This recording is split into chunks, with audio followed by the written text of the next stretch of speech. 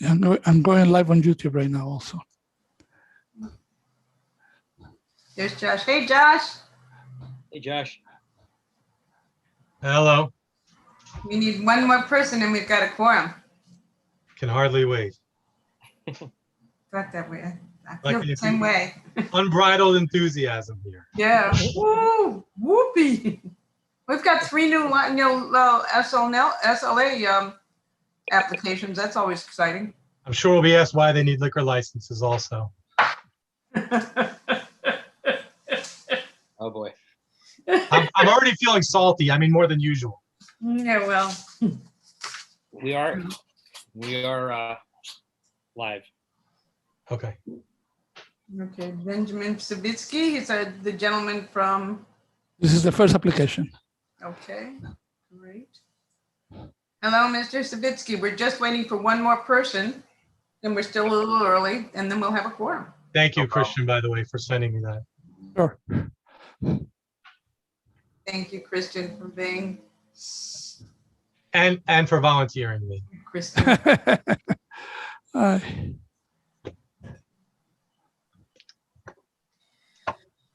So, one more person we need. Still, we got 3 minutes. I know. I know you do. I wrote to everybody and reminded them that it was 6 o'clock.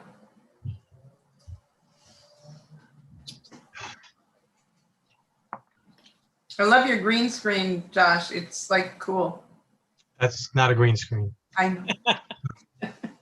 That's my new office. Yeah, it's pretending that you're really, you get the mind of a genius, right? Well, that is pretend for sure. But that's my husband. Some of my husband's artwork behind me. Ah, It's nice. Mm. I'm on a platform over Central Park. I don't know if you can tell. It's yeah. a little windy here, but no, I'm just kidding.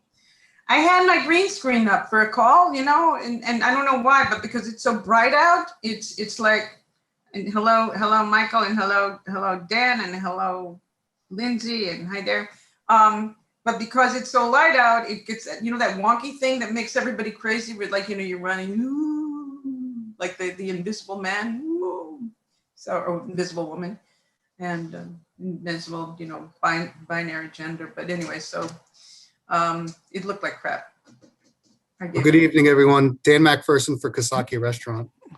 How is it going, Dan? How are you guys? Great. How are you? We're doing well. That's what I want to hear. We're looking forward to the late spring, summer. Yeah, it's going to be very cool. I think that a lot of people are out eating. I mean, I'm going out tomorrow night with new business. Yeah. Have any of you guys had an opportunity to come by the restaurant? Well, I haven't, but I've heard amazing things about it. And I literally was with someone yesterday who went, that place is great. And I'm like, okay, I'm hungry. Christian, we're relegating only community board members to panelists right now, and the panelists. Well, not all community. No, I know. It's the applicants. That's what I'm doing. Well, Ken's here. He's not a committee member. I mean, you want only committee members right now. Okay. We just need committee members for this. They get the vote. Yeah, right? They do get to vote. Yeah. It's going to make it easier for the voting. Yeah. Roberta, okay.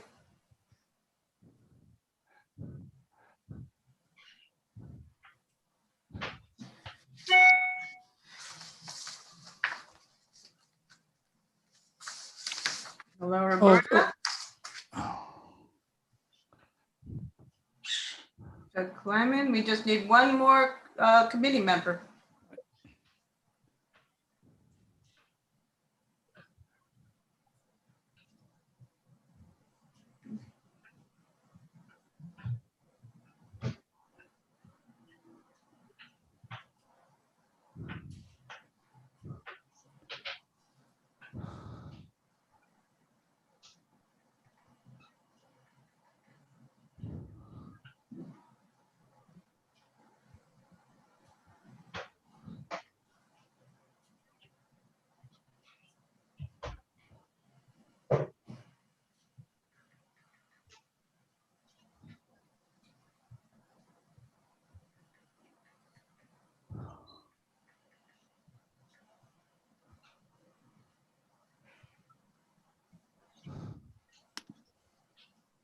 Holly Fisher.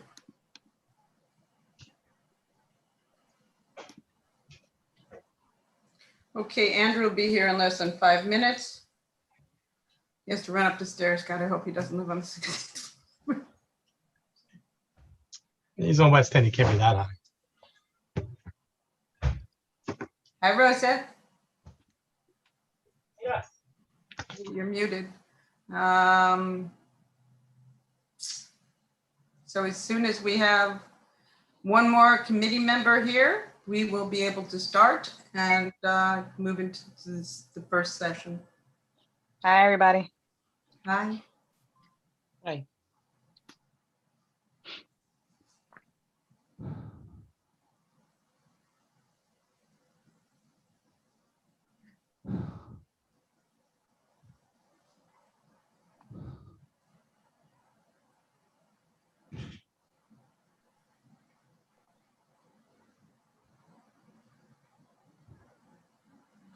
Earl Gear is trying to come on and he says, can we see him? Is Earl Gear in?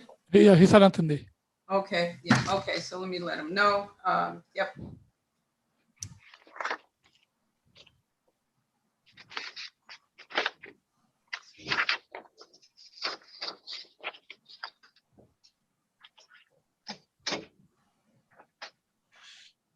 You gonna wait for me? No, I want to. You sure? You have to stay, right? Yeah.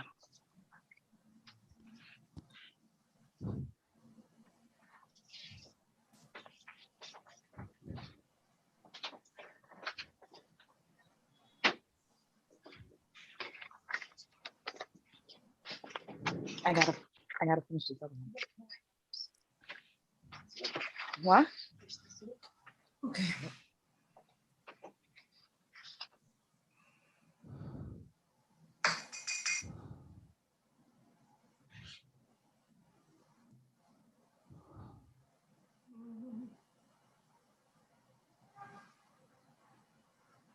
One, two.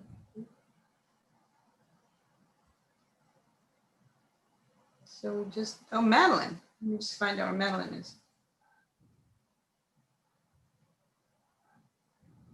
I guess Paul didn't read his email that it was going to be at 6 o'clock. Hmm? That's saying that I'm guessing Paul didn't read the email that said was 6 p.m. She was a surprise. What about Madeline? Well, she may not have seen it either.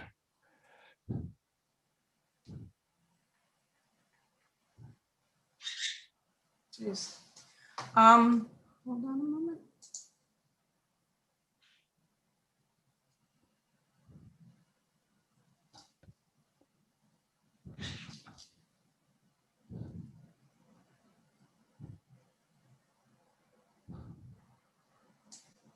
We apologize for this. We appreciate that you've all come here early, and that was the whole idea.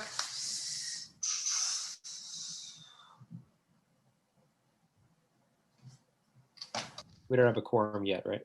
Yeah, We need one more. Andrew will be here in a minute. I don't know where Madeline and Paul and Arena are. So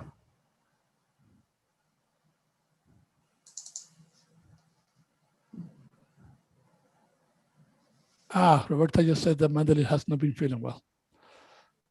Sorry to hear that. what?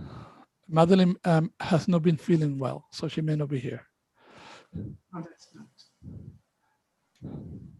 Then she might have let us know.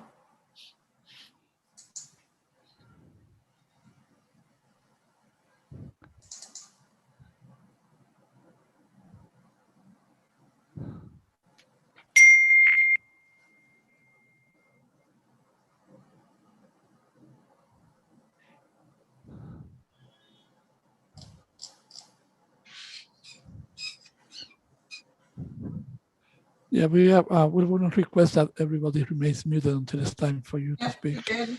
We wrote to them.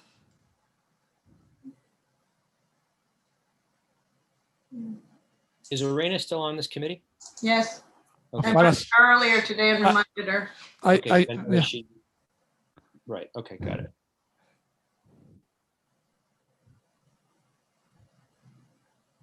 Okay.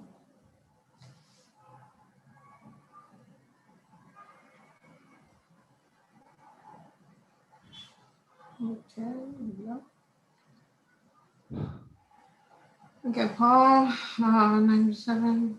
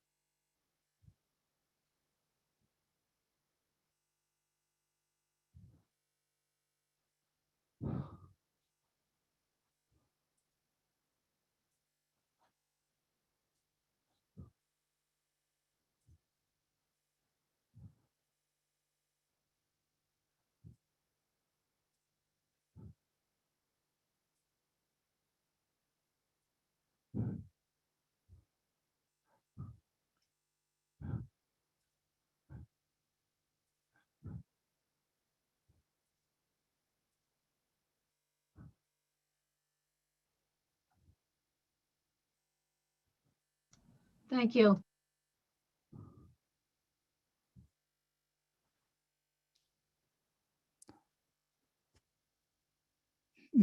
Seeing Andrew will actually show up soon. I just texted him. Thank you.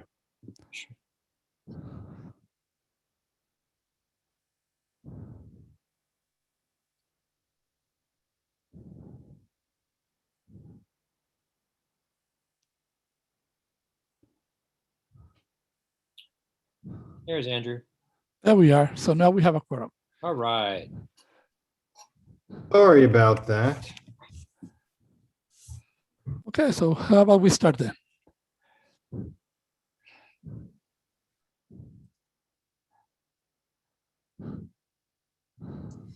Welcome to the BCI committee meeting for Community Board 7.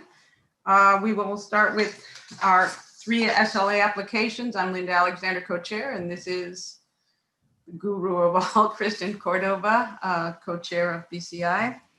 We welcome everyone. This discussion will be followed by another discussion where we will be joined for a discussion about third-party delivery, food delivery providers and restaurateurs. And let me say this right up front, we'll have the discussion with them, after which we will be inviting the committee members of BCI to have a discussion. And then after our discussion, we will be inviting community board members. Each one will have 1 minute and 1 time to speak and discuss it, after which we will invite all the public speakers because we will have a 30-minute session following that. So those are the rules right up front. We got it all straightened out. So let's start with our first applicant, SLA application, and that is for Harry's Table by Cipriani. Hi, good evening, Community Board 7. My name is Ben Savitsky of Bernstein Rado, and I'm here tonight on behalf of GC Riverside LLC.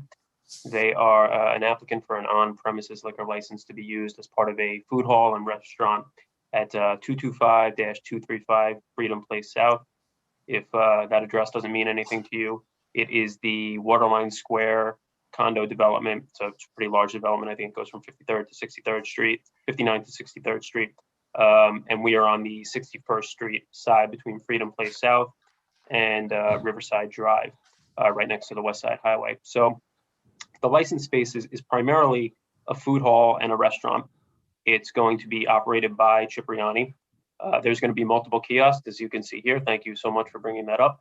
Multiple kiosks that serve pasta, pizza. There's a bakery, there's a butcher, there's a fishmonger. Some of you may recall hearing this before. This is actually our second time here before Manhattan Community Board 7. We were here in February of 2019, where we presented the same application, and we actually got the unanimous approval of the community board. We filed with the New York State Liquor Authority, and we got conditional approval. Unfortunately, due to COVID and DOB issues and building issues and landlord issues, we were not able to pick up our license in the allotted time. So we actually withdrew the application and we had to refile Everything's remaining exactly the same. It's purely administrative. Cipriani's still involved with this thing. They're still the operator. Everything's remaining the same. Michael DeSiderio is on the phone right now. He is from Cipriani, and he can answer any questions you have about the operation, but I quickly just want to run through some of the specifics that you guys actually care about. So as I mentioned, it's the same as the previously approved application, primarily a food hall. If you look at this diagram, this is kind of the best way to explain it. The public can walk in and they could order from any of the kiosks. They could dine in, they could dine at one of these communal tables, or they could have a private table with a group of friends. There is also the ability to take out from any of the kiosks. If you look at the next layout, which it should be, it's not actually necessary that you look at it, but here's, you can see some of the kiosks, not all of them. I think it's on the next one as well. There's a pasta bar, a pizza bar, a bakery, a prepared food section where you could come in and grab something for dinner, a fishmonger, a butcher, a panini station, a cheese station, and then a juice bar, a salad bar, and a coffee kiosk. There's also, we included in the packet copies of the menu so that you can kind of see all the different options. Also in there is the menu for the restaurant, which will be a Cipriani run restaurant. It's going to be a Harry's Table restaurant. It's a traditional Italian restaurant, full seated service. The space has interior seating for the food hall and also for the restaurant. There's exterior seating, as you can see all the way on the left. That's only for the restaurant, and that is private space.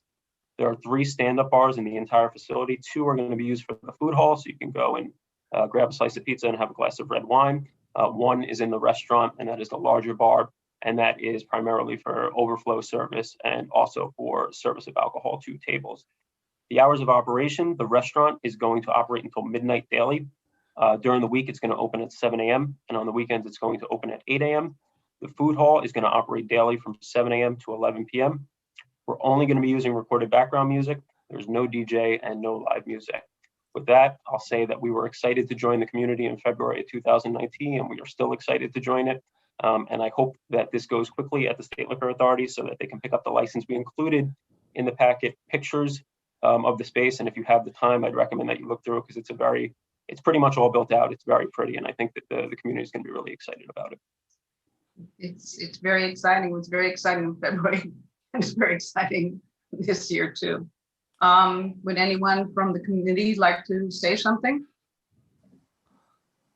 I recommend that people raise their hands and we would then call on them. Let's do committee members first, non-committee members. Okay.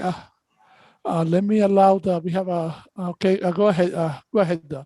Amy Feinberg. Just a clarification. I think you already said it, so just to be on the record. So I do remember you being with us last time, and so there's no, other than dates and refiling, there's no fundamental difference in terms of the number of seats, number of bars, hours of operation. Everything's the same as last time?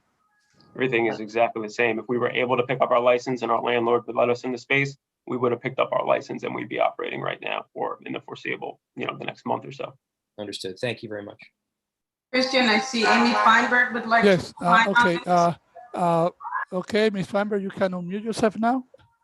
Hello. Yeah, I raised my hand for that because I didn't know what I was doing. I want to talk to you about something else, I guess later. Okay, so Thank raise your hand. you very much, Ms. Feinberg. Yeah, raise your hand at the appropriate time then, okay? Okay, it's not unlowering my hand though. Oh, I see it unlowered. Okay. Okay. Well, I guess that is there anyone else from the public who would like to speak? Okay, so let's vote on this. Committee members, so those in favor? That's 1, 2, 3. Okay, 3. And against? 3, 5. Everybody, okay. Oh, Andrew raised his blue hand. Yes, okay. So it's the vote is 5000. Non-committee members? That's 1, 2, 3, 4. Okay, so it's 4000 non-committee members. Thank you. Okay, thank you very much. Thank you very much. We're really looking Thank you. Good forward luck. to getting there now. This is very exciting. Yeah. Yes, we are. Yeah, Thank you. we're going as fast as we can. I appreciate everybody's patience. It's been quite an interesting year for us. I heard there'd been a pandemic, so that probably had something. to do Yeah, with it. Yeah. just a small one. But we look forward to working with you guys and being part of the community. So thank you very much, everybody. Thank you. Next, we have 433 Amsterdam Avenue. Yeah, we have Ms. Farina here to talk about this. Is there anyone Hi, here? I'm Lindsay Farina from the Skeen Law Firm.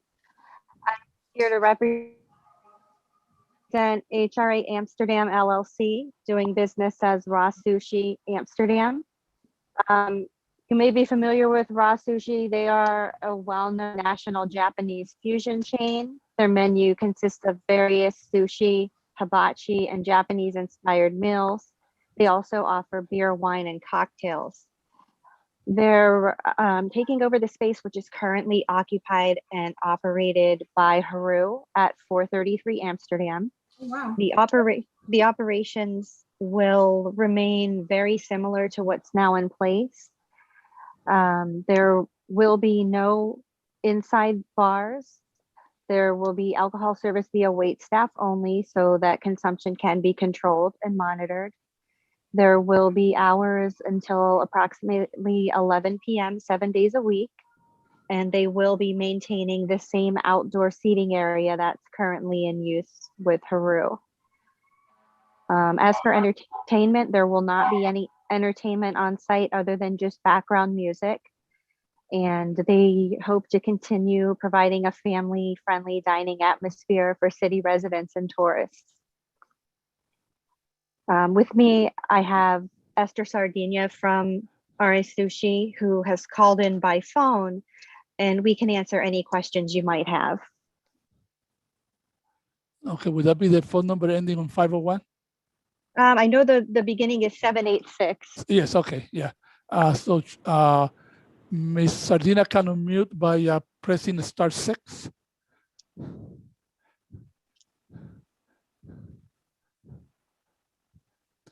And basically, we just wanted to address any questions you might have. Right. Okay, so we have, yeah, hello, Ms. Sardina. So Josh, you have a question? Yeah, I'm just curious, when do you plan on opening? Most likely it will be as soon as we get authorization from the New York State Liquor Authority. I would estimate, within 5 to 6 months. We'll be filing our application as soon as, our hearing is concluded and there are no issues raised. Cool, thank you. Wait, so you'll be serving a full bar. Is this your first restaurant, or is it part of the Haru group? Is it a part of a group? This is part of the Raw Sushi restaurant chain, so they have a lot of experience nationwide. Okay. Any questions from the? Doug also has a question. Okay.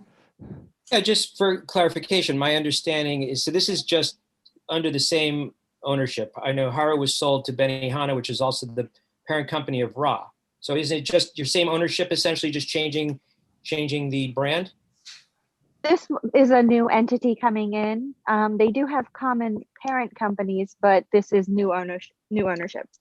Okay, so the owners of Haru up to this point were Benihana, which also owns Ra, but just whatever your corporate structure is, it's not. That's no criticism, but essentially you're sort of keeping it within the family of companies that Benihana owns. Correct. Thank you. Anyone else from the community board? Okay, anyone else would like to speak, just raise your hand and you will be recognized. Okay. Anyone else, any attendees from the community board, for any of the people from the community who would like to speak about this application? Okay, so let's call the question then. All those in favor?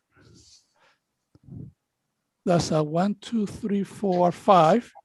Okay, now non-committee members. We have 1, 2, 3, 4.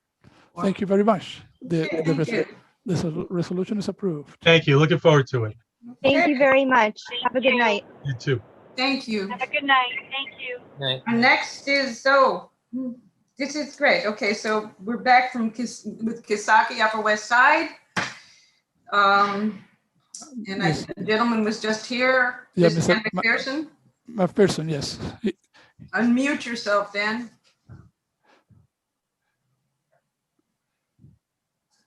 Hi there. Hi all. Hi, Good evening.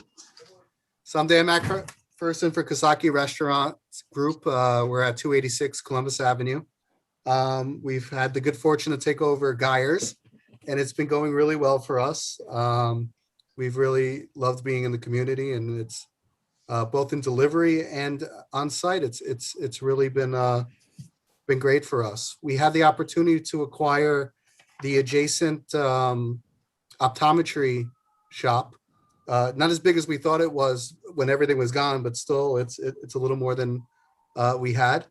So we're politely requesting if we can extend into that space with our pending with our liquor license. Anybody have any questions from the board? Okay. Any attendee has any question? Please raise your hand if you have a question. Okay. So those in favor, raise your hand. That's 1, 2, 3, 4, 5 000 committee members, non-committee members. That's 1, 2, 3, 4, 4000. So the resolution passes 5000 and 4000. Thank you, board. Thank you. I'm going to ask you one Thank quick you. Good luck. question in light of our next discussion, in 1 minute answer. We will be talking about bathroom access for third-party delivery, whether they're bicyclists, whether they're food truck or et cetera. Has that been a problem for you? And have you allowed access? We allow access, yes. We don't deny anyone the use of our restrooms. Thank you. Well, you're welcome to stay for the ensuing discussion, or thank you very much and have a good evening and keep doing the great work in our neighborhood. Well, thank you. And thank you again. Thank you for welcoming us to the neighborhood. And we look forward to being there for a very long time. Thank you. Cheers. Thank you. Cheers. Okay. I know this sounds crazy, and Christian, I'm going to just give you a quick question. Earl Gear is here. Right. We still have one more application to go. Oh, we still have one applicant. I'm sorry. 940 Columbus. Oh, right. Okay, my apologies. Okay. Who is here? We have Rosa Miss Ruiz. Yes. Hi, everybody. So this is from Mighty Catch. They had originally went before the board and applied for full liquor, and they were unanimously approved. During the processing of the application, they changed their mind and converted to beer and wine instead. The liquor authority issued their beer and wine license, but now they changed their mind again and they want to go back and apply for their full liquor and upgrade it. Okay. Your hours of operation, I didn't print that one out. Do we have? Same hours of operation. They close at 12:30 a.m. 7 days a week, and they open at 11. Okay. Any comments from the committee? Okay, any comments from the community board? Any comments from? Okay, Peter answers. Okay, let me recognize him. Hold on. Good, okay. Okay, Peter, you can unmute now. Hi, this is Peter Arnson with Columbus Amsterdam Bid. Rosa, so we operate in that neighborhood, and we will have open streets starting on this Sunday, on Saturday and Sundays. Okay. I would love it if you would get the manager to send me their contact information. We have not been able to get that from them yet. So that would be a big help. And I'm sorry, what was your name again? Peter Arnson. I can put it into the chat, and I can put in my cell number and email. Just it would be helpful for that to be available. Thanks. Thank you. Wonderful program. And Peter's the executive director of the Columbus Amsterdam Business Improvement District. Okay, thank you. Thank you, Rosa. Thank you. Anybody from the public want to speak besides Peter? I guess not. Should we call the question? Yeah, let's all those in favor, raise your hand, committee members. That's 1, 2, 3, 4, 5. Now non-committee members, are those in favor? We have 1, 2, 3, 4, 5. Michelle, you voting? 5. Okay, 6. So that's 6000 and 5000. The resolution passes. Fantastic. Thank you. Thank you. Have a good night, everybody. You too. Thank you. We have Earl. Oh, here he is. Earl Gear is here. If we could show that letter, we might as well. Do we have Yes, our guests from yeah, Bangladesh here yet? I know. No, they haven't shown up yet. Okay, so let's speak to Earl. Earl, you're on. Hi, can you hear me? Yeah. And to clarify, this is part of new business. This is new business, so we're moving up new business. Earl, you want to tell talk about what happened, and then I wrote a letter for all of us to review, and that will go to full board, and we'll bring that up in the screen share shortly. So Earl, let's hear from you. Earl is, by the way, owner of High Life Bar and Grill, a 20-year establishment on the Upper West Side, on the corner of 83rd Street and Amsterdam Avenue. Hi, folks. So Linda, the letter, I don't want to take up the group's time. If the letter has been looked at, or should I try and explain what my letter was saying in short? You can explain what your letter was saying in short, and then I wrote a letter for everybody to review this afternoon that were just a quick letter to SLA that we can review together. Okay. For the community. Again, hi, folks. Thanks for taking some time for this issue. High Life, been on Amsterdam and 83rd since 1991. We love the neighborhood. The neighborhood has been great to us. Unfortunately, in the summer, our liquor license was suspended after an a state liquor authority inspection deemed that we had been breaking the rules by serving people in our 83rd Street side cafe. You'll see in the letter, there was some confusion on our part because the rules did indicate that anything with a fixed roof initially was not permissible, even though everybody accessed that space from the outside. And then the rules did change that the street seating could be, they made it clear, the open street seating rules indicated that there was a lot of requests for roofs and to be built there, and they allowed that. We felt that was a gray area. We were a little confused that our setup was not compliant, but nonetheless, we lost our license. We did pay a $10,000 fine, and as I say in the letter, much worse than that, we lost 17 days of revenue, and frankly, the embarrassment and the stain on our reputation, as we really were taking nothing more seriously than the safety throughout all this, and we had been inspected many times, and we were doing what we thought was the right thing, but we're not trying to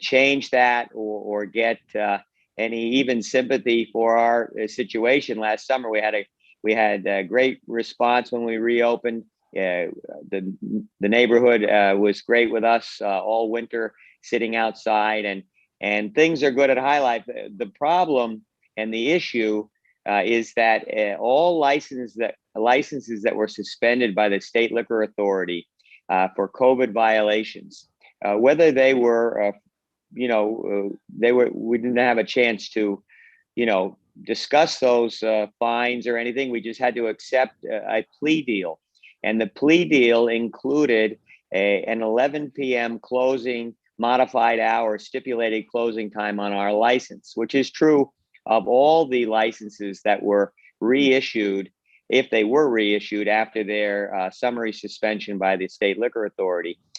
So this is not just something that High Life is facing. There are, I would say, hundreds that in the city that have the same. Cipriani downtown, I was speaking to to those guys. They're in the same boat. They're closing. So, long story short, as the city is opening up and everybody's excited about a lifting of curfews and getting back to a semblance normal, High Life and others who have a 11 p.m. closing time stipulated on their license are still required to operate under that stipulated closing time. So we take last call at 10:15 on a Friday night and a wrapped up lights out at 11, and that has been standard operating procedure for the city all winter. Currently the curfew is 12 p.m. for every other business in the city that did not have this COVID related stipulation added to their license. And next week it'll go, the curfew will be lifted again. And by the end of the month, it's our understanding that all the curfews will be lifted. And there doesn't seem to be any mechanism in place for us to reapply or appeal these operating license. Yeah. Earl, so you're sending in a request to amend the license to midnight. Am I correct? No, we want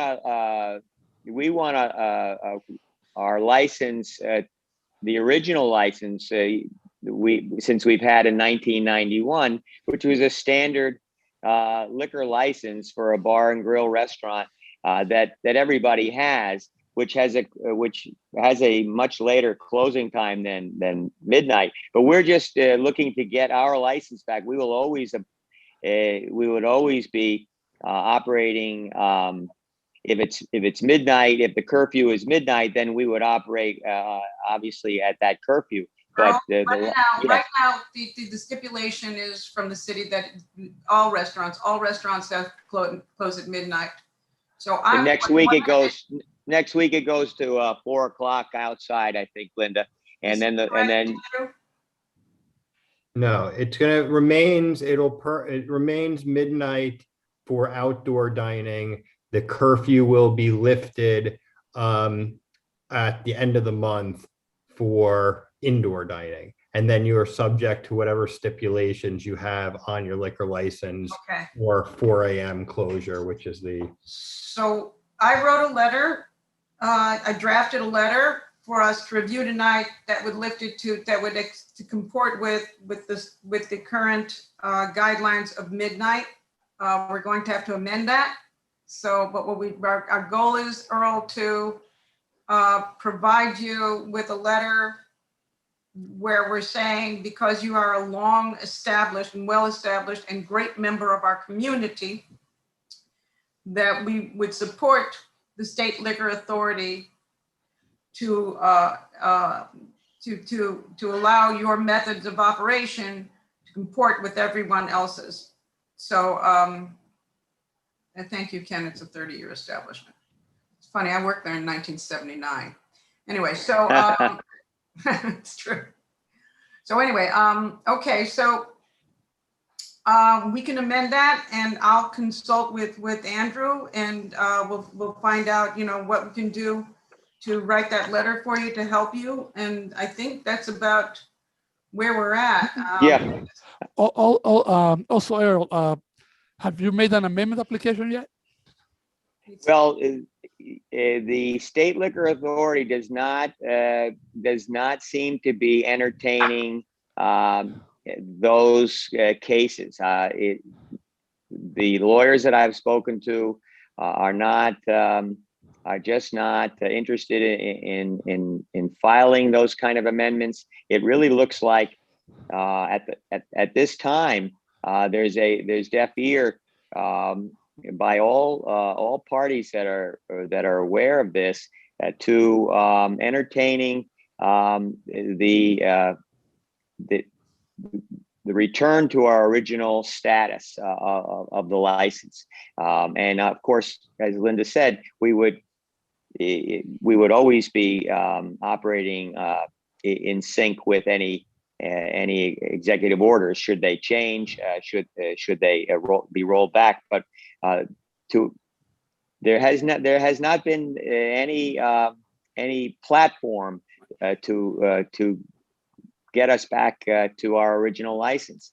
And I guess what I was requesting was if and when there ever is one, we would love to attach a letter of support from the community board, which perhaps would help our cause or speed up the process for us, or at least give us that nice pat on the back from our neighbors. Okay, I think the letter that I drafted needs to be amended. I will circulate it this week with the committee. And our goal here, Earl, is to be able to present it to the full board on, June 2nd, so that everybody can read it and so that we can support it, and then we can give it to you to bring to SLA. Okay, Linda, also I presume that we will expand the scope of the letter to advocate for all social establishments that were made to change their hours. And okay. Also, we will talk to John at the office if he can talk to the SLA liaison that, or his contact at SLA about finding out if there is a social pass yet to change that. So we're going to do whatever we can, Earl. Yeah, thank you. If there was such a path, and the board becomes aware of that, I have reached out, to anybody that I can here, and have not seen such a path, any clear path to that process. So that would be great to know that there might be a path, because I got to say, for the licensees that are stuck with this 11 p.m. Closing, when the curfew is now midnight, but when it goes higher, and if this goes on much longer, we will have survived the pandemic, but we will not survive this. My neighbor up the street that has a similar situation, the Cipriani downtown, the White Horse Tavern, the hundreds of us that are in this situation, I really don't think, which are all bars at night, we are not a super late night place, but we don't want any kind of, we don't want to have to operate going forward with our hands tied behind our back here. Otherwise, we won't make it. Okay. Thank you, Earl. So one more quick question. We had this discussion before. You are a restaurant on the Upper West Side that allows bathroom access to delivery people. Am I correct? That's what we discussed. My answer would be the same as the other gentleman. We do not deny access to anybody. We take temperature on the way in, and we do provide access as long as there's distancing at the bathrooms. And we've been very, I would say, anal about that. But having followed those procedures, yes, we do provide access. Okay, thank you. Earl, we're going to redraft a letter. We will circulate it with the committee. We will get it to community board. We will show it to you too. And thank you for coming tonight. Well, thank you for your time, everybody. Okay, so I'm gonna be calling now in this particular order. Richard, forgive me, but I'm gonna call on the committee member first. So let me call Andrew, Doug, and then Richard. Okay. Yeah, thanks. I think Earl left. So I was just going to say, so it's my understanding is for those liquor licenses that were summarily suspended related to COVID violations, part of the agreement with the state liquor authority to get that license back included a provision that you were going to have to cease operations at 11 p.m. You would then return to your pre-pandemic liquor license conditions when all COVID-related restrictions are lifted. And that's the situation that the several hundred businesses who face this situation are in. So there are, as you can imagine, a spectrum of different situations, from what people would say are, minor confusion, more technical type of violations, versus really more egregious violations. So I think the letter, Linda, should address this specific case, as I saw it quickly on the screen, so I didn't read the whole thing. Okay. That it does, that, is there going to be a path for people to ask or request their license be reinstated to pre-pandemic conditions before all the COVID restrictions are listed? I think it is pretty clear from the state liquor authority's position that no, they will not be. So we are requesting that they make a exception in this case and perhaps other cases based on, the severity of the violation or combination of different determinations. Okay, thank you, Andrew. Doc? I will run it by you before we circulate it to everyone, and thank you. Am I on still, Linda? Oh, there you are, Earl. Hi. Yeah, hey, Andrew, hi there. Thanks for that clarification. When do you think all the COVID restrictions will be lifted? Because if at the end of the month, the curfew is lifted and the occupancy is lifted, as it's predicted to be by the end of the month, does that then mean by definition that we are in that safe space, that all the violations, all the COVID related restrictions will have been lifted, and No. perhaps then we're on the table? No, I think it would, I don't have the letter. I mean, I think maybe go back and reference the exact language, the agreement that you signed, how they referenced it. But even once the curfew is lifted, for example, at the end of the month, and occupancy caps are lifted on the 19th of this month, there still are other restrictions like the social distancing or partitions Right. in tables. There's still the contact tracing and the temperature taking requirements. Some of those are regulated by the state, like the contact tracing and the temperature, but the governor's indicated that he's not going to lift or this time he says he's not going to lift the social distancing restrictions until the CDC modify their position on social distancing. Okay, So I think it's the technical language that really matters. If it is defined by all those things, we as a group may be stuck with this condition for a year or more. And I think you're going to see a lot of fatalities, Andrew, amongst this group. No, because I know it's devastating. It is devastating, and the focus of this conversation is how we can be of help, and we are going to do everything we can, and maybe we petition the governor's office. I don't know. Richard, Rich Robin. No. Doc first, then Richard. Okay. Again, let's take it 2 minutes, guys, because we have. So what I want to just, first of all, Earl, I personally support you. I think you're a great operator in our neighborhood, and I'm sorry for what you've been through. And I understand. I read your letter, and I think for the crime, you did the time, and especially having paid the fine, I wish that this was not happening. You referenced another person or another business in our neighborhood, so we want to help you, and I'd like to know if. I didn't want to overstep my bounds, but the Keeley's bar has been facing the same issues. I believe their violation, and I don't want to speak for them, was for serving popcorn or not enough food, something along those lines. But like I say, I support them and think they do a good job too. But Earl, not 100% clear on them. Sorry to interrupt you. Just want to restore your previous stipulation or method of operation was 4 a.m. Yes, it was. It was a standard liquor license without any restrictions or stipulations. They never closed at 4. They always closed before then, Doug. Yeah, yeah, of course. Who's next, Christian? Richard. So, I'm biased here because my kids love High Life. And it sounds like there are two different issues. One is all the restaurants statewide The other is High Life and maybe Keely's if they were to come to us.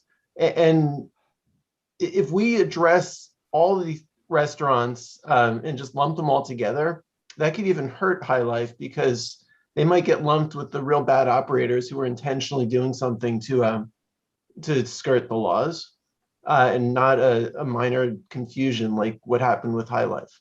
And I think we should address both, but we should do them separately so that we can give individual attention to the issues with High Life.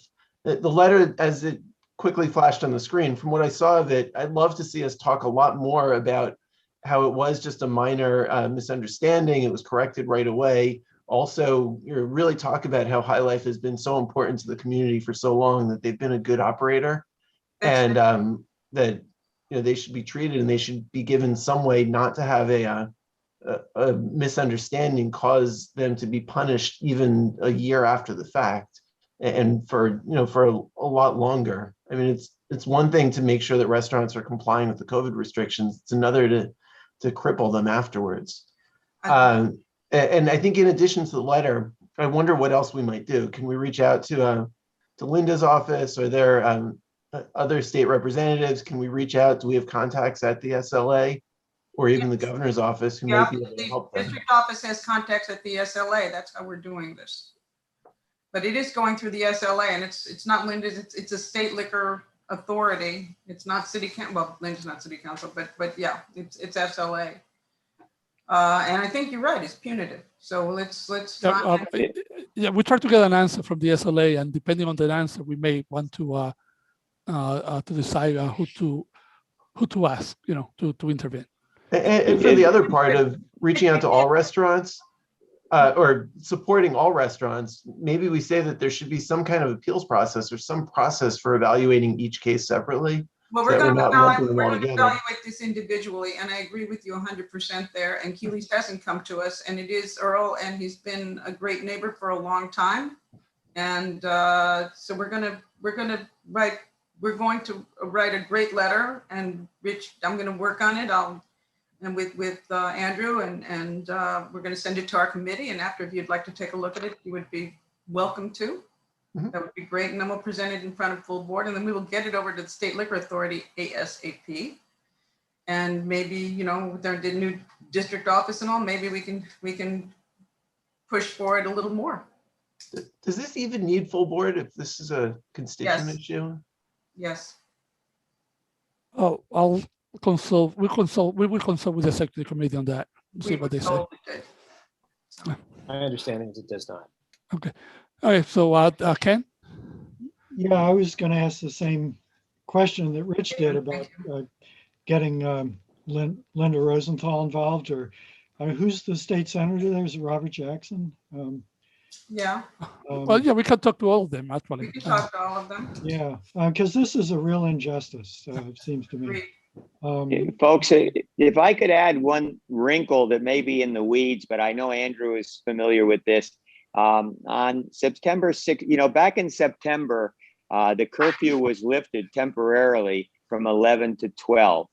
And my lawyer at the time and told me that I should look at the September 16th full board meeting at the State Liquor Authority, which was on YouTube, and I have the clips that show them discussing this fact, and they say in very clear, succinct language that there was never their intention to put the operators with the COVID-related restrictions out of sync with everybody else, and that now that the curfew had been extended from 11 to 12. That they would instruct the licensing board to send us an email that would be our proof for permission to stay open until 12, which was the curfew at the time. And that never happened, but it's very interesting to me, and I have not been able to understand the change on this, that the board those clips, like I say, you're getting into the weeds here a little bit, but those clips are a couple of minutes. They're very clear, and they address this, and then poof, like a smoke, it has disappeared, that sentiment, and we're back to the idea that they're not addressing this until quote unquote all of this is over or whatever. And we did agree to a plea deal, but you know, at the time we were about ready to wrap it up. If I didn't get my license back at the 11 p.m. closing time, Andrew, if I had said I don't want to accept that plea deal, or if anybody else in my situation had said that, we would have waited another couple of weeks for a hearing and would have definitely lost that hearing. And so we would have ended up in the same place and would have been another 2-3 weeks out of business. So it was a very precarious plea deal that had to be accepted or die. Earl, it was a fraught time, and we're going to conclude this discussion now because we have a direction of how Yeah, we're going to no, do it. you guys have given me so much Well- time. I really appreciate it. And we Well- love the pieces, so it's all good. Linda, Yeah. can I add that Roberta, the go ahead, letter yes. goes to all electeds, so all the state assembly and Senate people will get the letter. Okay, that's a great idea, Roberta. So we're going to work on the letter this week. We will get it circulated around the committee before community board, and we'll go from there. Earl, thank you so much for your time. No, thank you. We're going to move on, and you're welcome to stay. We have No, I'll take myself off not to be a distraction, but thank you so much for taking it up. We really appreciate, and my entire staff who are just as on pins and needles about this as I am, because their tips are all linked to this. It's not just me, it's not just our customers who are going to look at us funny. It's really a staff that is going to, who knows what they're going to do if this doesn't get resolved. That's All right. forever. And I've been your loyal customer forever, and we love you to pieces. And before you were you, I was the waitress at Forest You were and Sea. the forest in the sea. Yeah, without the forest in the sea, there's no high life. Well, thank you, guys. Thank you. I will sign off. Appreciate your help. Thanks, Earl. Okay, we have a discussion, relatively controversial discussion. It's going to go through committee, BCI committee. We're going to introduce Sarah Locke Henderson and her team. The discussion has to do with bathroom access. Now, I want to say two things, but I want to repeat what we said earlier. After this discussion, the committee is going to have the discussion. Then community board members are invited to speak for 1 minute each, one time. And of course, we'll invite the public in to speak same 1 minute, so that we're trying to make this as nimble and as informative as we can. This is not going to be solving the problems. We want to find out the genesis of the problems. Let me say this, and we've been attacked a lot. Every restaurateur we've spoken to in the neighborhood, you've heard from 2 tonight. In our neighborhood, we cannot speak about any other neighborhood, has offered bathroom access. But we want to talk to the third-party service providers and find out what they are doing to participate in helping their employees, because they are now your employees. They're not just contractors. They are service providers and they are employees. They are your employees. So what plans do you have to help them? And I cede the floor to you. Yes, before we start though, will the gentleman please identify yourself by your name? Oh, he's not Sarah Locke Henderson. He's not Sarah Locke Henderson now. Oh, that is true. My name is David London with Government Relations at DoorDash. Nice to meet you all. Yeah, I just want to change your name. I also want to say, of all the third-party service providers, the only ones who responded to us were the folks from DoorDash. Thank you. So you said David London? Yes, sir.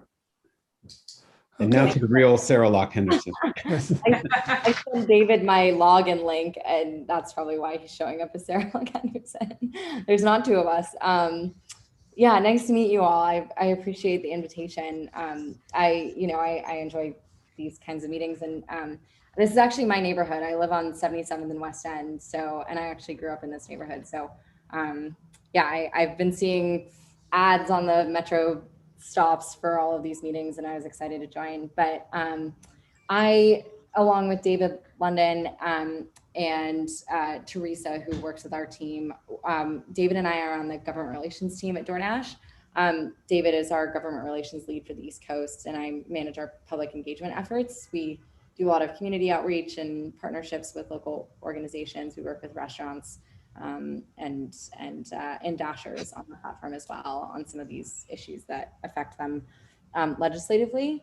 David, again, he is our legislative lead, so I'll let him speak more to specifically sort of our thoughts on the legislation. But just to sort of preface it, our team and the company has been aware of sort of this issue.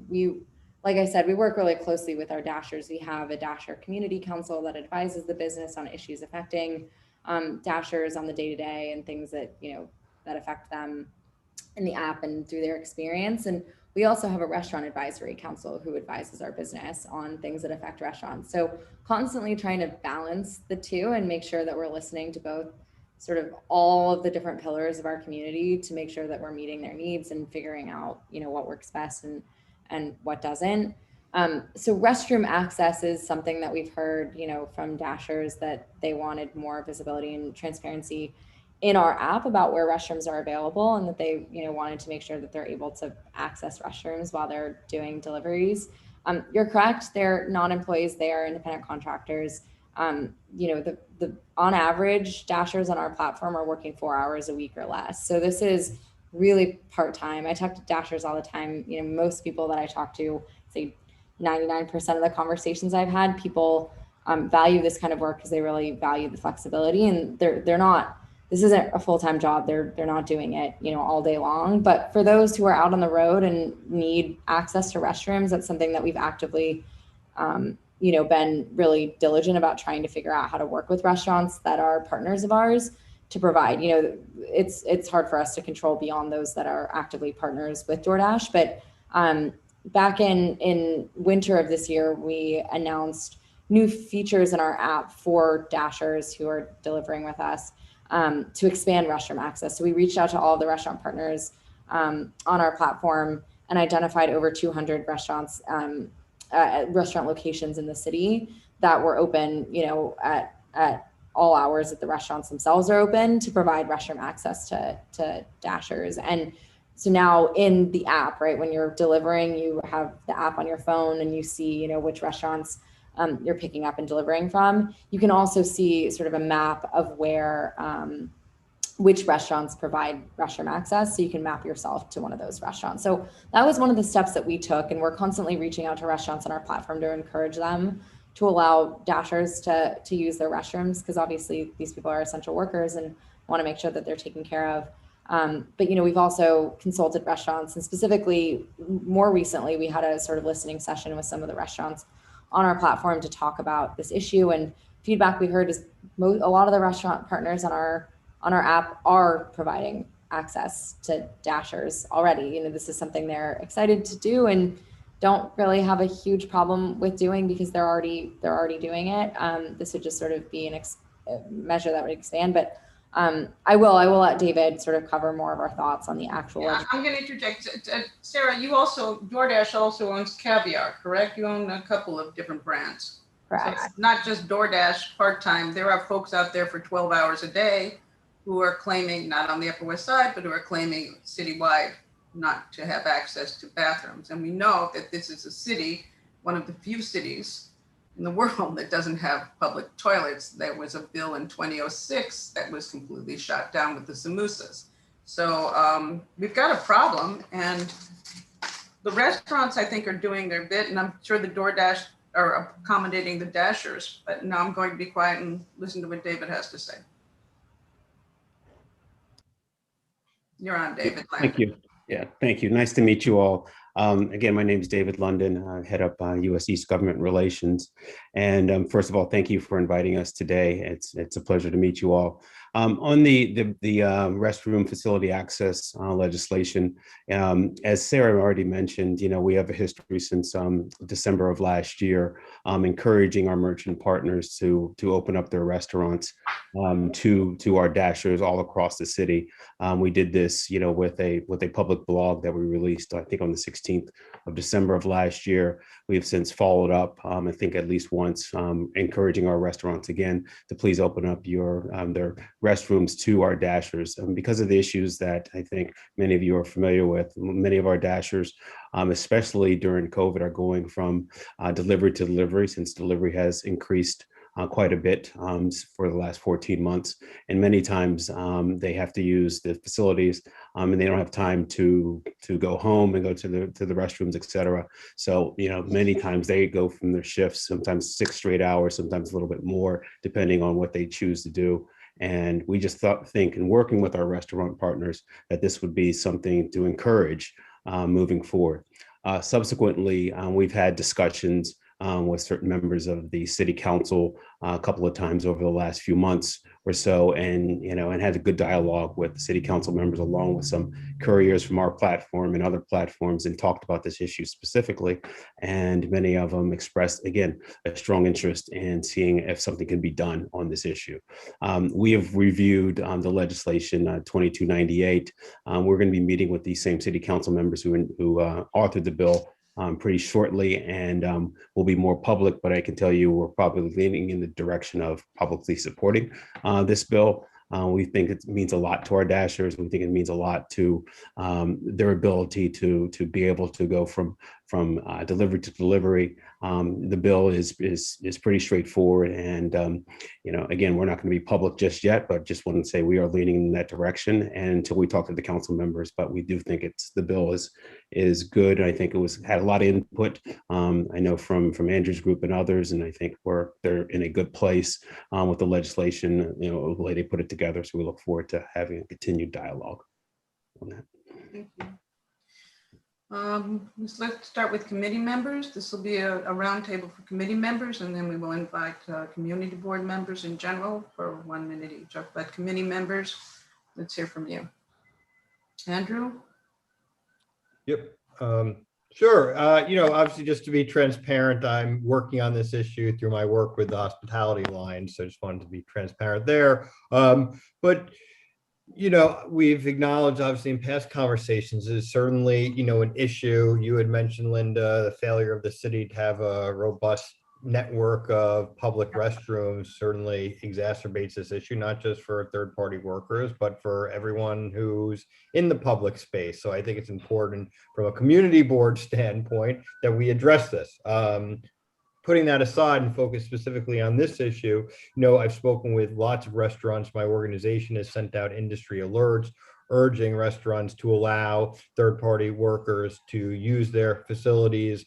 We sent out a survey. About 100 plus restaurants responded, probably representing a few hundred restaurants. I forget the exact amount, but the vast majority do allow restroom access. The thing that did come up, and it's somewhat addressed in the legislation that David referenced, is about if you are going to require restaurants, permit them to use the restroom, they need to be able to create a process and a policy to do so. All different restaurants are situated differently as far as the type of operation, where the restroom's located, how many restrooms they have, how much delivery business they have, and countless other reasons. So there really needs to be a system in place where it can be done in an orderly way. And it couldn't be a situation where, you just have 6 people waiting for one bathroom at one time in a crowded little restaurant, particularly when you're getting to mid to fine dining, but really any restaurant. So I think, with the proper types of policies in place the restaurants can put together, there's no major objections. I guess to get more to the root of the cause, and I know we're going to be doing a follow-up call with, or a follow-up meeting with the dashers and other, delivery workers and those that represent them, is, where are the restaurants that are prohibiting access, And why are they prohibiting access? And do they just not have a formal policy? You know, I could see it at some time someone says like, we're really busy, or it's just like you ask a server and they're like, no, no, no, it's for customers only. Versus other times it's a little bit slower and it's a manager maybe, and they're like, okay, you know, you can use it, but it maybe is something that they haven't fully thought through and put together a policy, so they deal with the situation one off.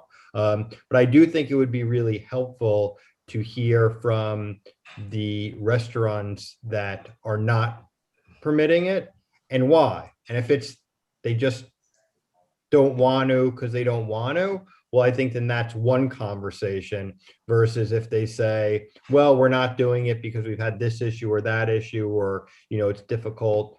So that feedback would be helpful, because just many of the conversations I've had, they say they allow it. So if we could get conversations with those that don't, I think that would be very constructive. So at the end of the day, like everyone said, it's essential workers. I've been saying, when you gotta go, you gotta go. Like, let someone use the restroom. And I think we can't confine it to bike deliveries. We've also talked to a lot of restaurateurs who allow fresh direct deliveries, their truck produce deliveries. I mean, we've got a lot of delivery workers, and that's all there is to it, and they need help. Yeah, and that's the other thing, and that gets a little bit more granular. At the same time, also big picture is, you know, there's lots of different people that service restaurants who are not their direct employees. And I don't know, so I'm not sure, but something that should be questioned is, you know, what's the policy of letting one segment of non-employees use the restrooms versus not allowing another? So is this something that should be focused on just one sector of non-employee, or should it be focused on all sectors? I mean, it's obviously an issue with the third-party delivery workers. That's why we're talking about it. I don't know how much it exists with others, but just in the way we craft legislation or craft policies or think about these issues, it would be helpful to understand it from, you know, one thing, because you don't want one piece of legislation saying this group can use the restroom under these conditions. Then all of a sudden someone says, you know, what about me? I drop off the bread and they're not letting me use the bathroom. And then, you know, an Uber driver, you know, says, well, what about me? You know, so anyways, you get the point. But I think it's all important conversation, and it would be helpful, again, I said, knowing from the restaurants why they are not allowing it. And if it's technical reasons, address them. And if it's just because they don't want to, well, that's more of a, you know, philosophical and social justice conversation, I'd say. Thank you, Andrew. Josh? Thank you. I would just be curious for Sarah and for David, are there restaurants specific to CB7 and beyond, but let's talk CB7, this is where we are, that have voiced this complaint that restaurants are not allowing third-party delivery people to use the bathroom? Because I work and live in this neighborhood, and I frequent many establishments, and I've spoken to many people, and I haven't come across anyone that this has been an issue with. So I'm just curious as to if you've heard anything about this from any of the restaurants in this neighborhood, or the dashers about restaurants in this neighborhood, in this community board. Yeah, you know, honestly, the answer to that is no, not that I'm aware of, that restaurants specifically on the Upper West Side have not been allowing access, or that there's been specific complaints.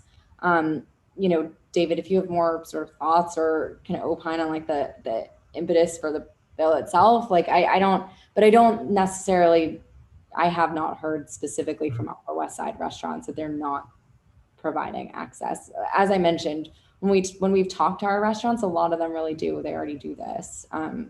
But what I've heard as well. Yeah, you know, David, I don't know if you have additional thoughts there. It's the same thing that I know. I mean, we don't know specific data to that particular area, but you know, what we've heard from most of our restaurant partners is that they're open to it. And so I think, you know, that's why at the end of the day, we hope that most of the folks will be able to support this legislation when it comes up, but we don't have any specific data at this time for that. Thank you both. I guess my next question, which is, I guess, a little bit rhetorical, I'm kind of curious as to what the genesis of this discussion is. If the people from DoorDash don't have any specifics, not to say it doesn't exist, but if there are no specifics, I'm curious as to what the genesis of this discussion is. is it an issue? And if it is an issue, where is it an issue? Because, Andrew and myself and others on the committee and the board have looked for this to see where this is happening, and we can't seem to find it. So I'm curious as to where it's come from, because I'd like to know, because I would never go to a place that wouldn't allow someone to let people use the facilities. That just, to me, is completely unreasonable. So I'm just putting that out there to say, who are these restaurants? Where, or any kind of, I'd like to know. All right, thank you, Josh. Thank you. At some point, we're going to be inviting other stakeholders, and some of those stakeholders may be able to answer that question. Okay, we've got Doug Kleiman from the committee. Hi, thank you. Thank you for being here. Really appreciate it. I wanted to ask you, you made a statement that seemed like it was a definitive statement, and I'm not so sure it is, that without a doubt that these workers are all independent contractors, period, end of story. I heard that there was some, I don't know if it's been totally adjudicated yet, so I'd like you to respond to that. But before you do, I just wanted to ask, legislation is great. I'm really glad that you're making progress. You're here. I think that's evidence of the fact that you want to work with the community. And I understand you're speaking to city council, and that's great. And working with the alliance, that's great. Have you ever thought of just straight incentive of, like, for example, restaurants that do offer bathrooms for the Dashers get a slight discount in the fees that you charge to the restaurant operator, like a 1% discount for any restaurant that does offers, to make up a little bit for perhaps any extra expense that a restaurant might have in terms of cleaning or whatever else. Have you ever thrown that into the mix? No, that's an interesting idea. I mean, it's something that we have not considered yet, but I definitely will take it back to our team and see what's feasible. On your first question, your point on independent contractor, yeah, that is case law that the individuals are independent contractors. Not just here in New York, but across the United States. So. David, according to the state, they're your employees now. They're not just independent contractors. At a certain point, they're your employees. That's what the state, New York State, considers them. I can't speak for any other state. Actually, they're independent contractors according to the state of New York. I can send you the legislation. Okay. Oh, legislation. Okay. I want to get them to be employees. Yeah. The thing about it now, there was a question about stakeholders here, and let me say this. I just want to address that. I've personally spoken, several people on this committee have spoken to a lot of the delivery people who are delivering in our neighborhood. And so this is an Upper West Side community board, and we're speaking about the Upper West Side and Upper West Side delivery people. So that's a very important point. So I can't speak about Midtown. We can't speak about downtown. We can speak about the Upper West Side because we're a different kind of neighborhood in many ways. I tend to think we are progressive. So that's my answer to there's a chat question about that. Linda, I'm sorry, just to be clear, when I was asking Sarah and David about have they heard from any of the Dashers, because I was just want to be specifically clear about that. Yes, thank you. Christian, who's next? Oh, are we all, anybody else on the committee who would like to ask any questions? Irena, Paul? Not at this time. Thank you, Linda. Okay. So we'll open the floor to our fellow community board members. Again, we're going to try and keep this down to a minute each. We will be timing you because we have a long night, and it's a big, and I think everybody deserves to have a chance to speak who wants to speak. Christian? Christian, sorry about that. I was muted. Go ahead, Ken. So this is the only person we're going to hear from. We're not going to hear from restaurants and no other third-party app companies. This is it in terms of the discussion. We did invited Grubhub, KVR, Uber, and DoorDash were the only ones that were gracious enough to come. Okay. And the two restaurateurs you heard from were the ones who opined on that earlier. Oh, okay. 3 restaurateurs. My apologies. Right. So if this is my minute, I'm going to use it first of all by saying I'm struck by the contrast between the reception my resolution got last month and the reception that the idea of giving delivery workers access to bathrooms is getting at this meeting. It seems that there's a great sense of the committee that this should be allowed. So I want to reintroduce my resolution as amended at the committee without the stuff at the end about the liquor You license. pull the liquor license for struggling restaurants? No, I'm saying I took that out at the committee, and I would like to reintroduce it without that. And all Community Board 7 is doing is expressing its support for the idea that delivery workers should have access to the bathrooms in the restaurants that they are picking up food from. Thank you.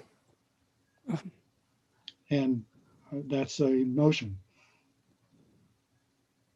Thank you. Well, you have, okay. So We you haven't want, got a resolution on the table. anybody have a second? Yeah, I'll second it. And do we want to continue discussion, or can we? We want to continue the discussion. We would have to put the resolution up. So we've got a few steps. Thank you. I'd be willing to reintroduce it at the end of the discussion. At the end of the discussion, we can reintroduce it if you have it. Yeah. Before we continue, Ken, I would actually rather than have that type of resolution, I would rather City Council did introduce a bill in which they are where they will be requiring restaurants to do offer access, bathroom access to their delivery personnel, people that deliver from the restaurants, and that particular bill does also institutes fines for those restaurants that do not comply. I thought maybe better use of our time if we were to do a resolution to either support that or not. I agree, Christian. That would be great. Yeah. Okay, so we can pick up that at the end of the discussion. Okay. Okay, so next on the list is Jay. Yeah, first I have a question which with an implied suggestion. We're all aware of the fact that there is an overabundance of empty retail space up and down the west side, and in fact, in virtually every commercial area in the city of New York. Is there any reason why a delivery, and this is addressed to DoorDash, why a delivery service like yours couldn't rent 2 or 3 small empty stores within our district? That's all it would take to have a delivery person within 5 minutes or 10 minutes on a bicycle from I think what's been referred to as break rooms for Uber drivers, black car drivers in the past. Rent 2 or 3 places, set them up as a break room with bathroom facilities, and make them available to your drivers. Is there any reason why you couldn't do that?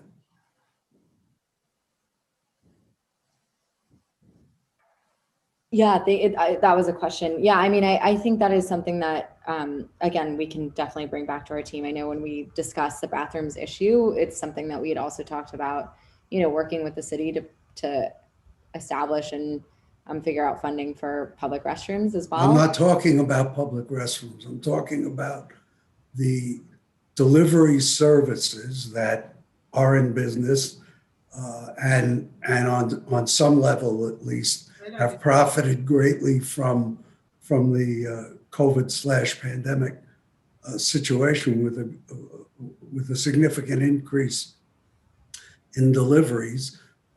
You have a market that's, I expect, and Doug has the expertise, tell me is a buyer, I assume is a buyer's market. It wouldn't take much. As I said, 2 or 3 small locations would easily service our district, and we're talking about our district. So that's my question, not whether you're talking to the city about public bathrooms. I'm talking about the delivery services themselves providing the facility. Yep, no, I understand. I was just mentioning other conversations that we've had in the past, and I think this is something we need to bring to our team, but it's a good suggestion. Jay, Okay, we actually had a, maybe Kristen can bring it up. We actually saw a mobile, even less expensive, a mobile bathroom unit with three, that not just DoorDash, but all of the service providers could actually see, who could actually help with. And it would be located at different areas. There would be an app so that they would have access to all of them. One of the biggest issues we all have is it has to do with COVID and contact tracing and temperature checking. But I think this could work in conjunction with the restaurants that certainly on the Upper West Side, but all over the city that could provide access. So thank you, Christian. Just food for thought. Yeah, I would just say that the COVID issues, Linda, exist with usage in the restaurants as well. Yes. So no matter what the solution is, the COVID issues, restrictions, et cetera, are going to apply. And I just have my final comment in line with what Josh said about his experience. I frankly have felt that this is a solution in search of a problem, because so far I haven't seen any specific information that indicates that the restaurants in our district aren't cooperating in this endeavor. We did request a list of the restaurants in the area so we could reach out to them 3 times from a member of Transportation Alternatives who's also on our board, but he said there was no list in our neighborhood.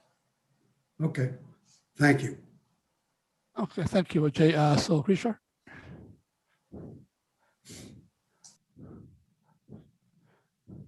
Sorry, did you call me? Yes. Oh, I'm sorry. First of all, I think we should give huge credit to DoorDash for showing up. I know others were invited and they're the only ones who showed up, and they put themselves in the position to speak when others aren't even here. So to the extent that they're getting criticized or challenged, at least they're here, which is awesome. I have a few questions, but I want to just go through all my comments before you answer, just to get everything out in my short amount of time. You mentioned that 200 restaurants around the city allow restroom use. I'm wondering how many of those are on the Upper West Side, and what % of the restaurants on the Upper West Side that you serve that is. Also, you mentioned that there's a restroom map on the app for Dashers, and I went in and tried to find it and I was unable to. I also went into the DoorDash help, and every question for help says, well, that is embarrassing, but there's no help for under the FAQs. So I don't know if that's a system issue or what, but it seems like there's not information going out to the Dashers. Again, really appreciate starting a dialogue. I see many other issues, and I hope this is the start of a longer conversation.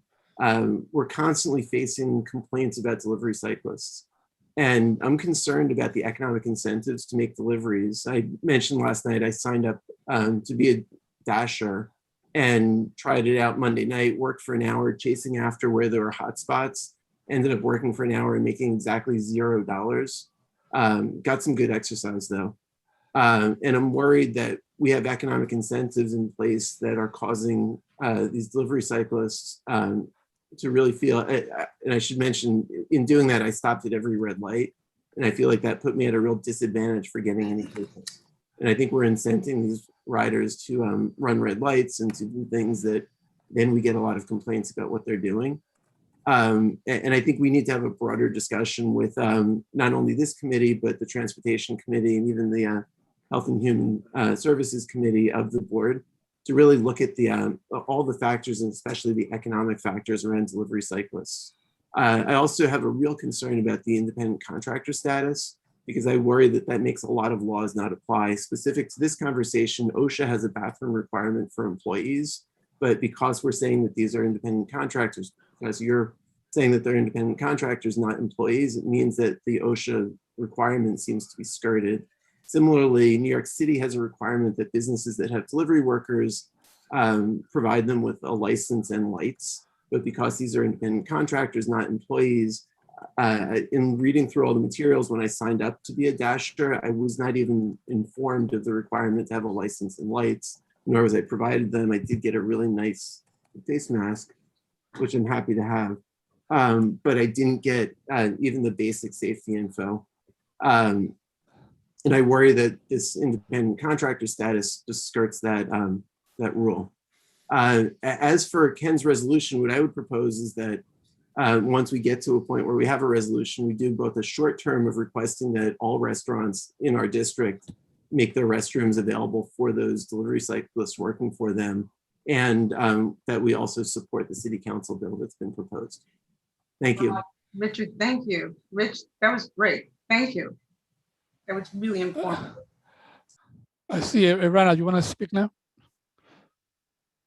Yeah, I was wondering if Ken would be open to a friendly amendment based on Doug's suggestion, because I do think as the COVID restrictions are relaxed, and more people go to restaurants, I think some of these restaurants may not have the capacity, or it may get crowded, or with delivery people, plus the app, the third party people using the restrooms, they may have to bring in someone to keep the restrooms clean.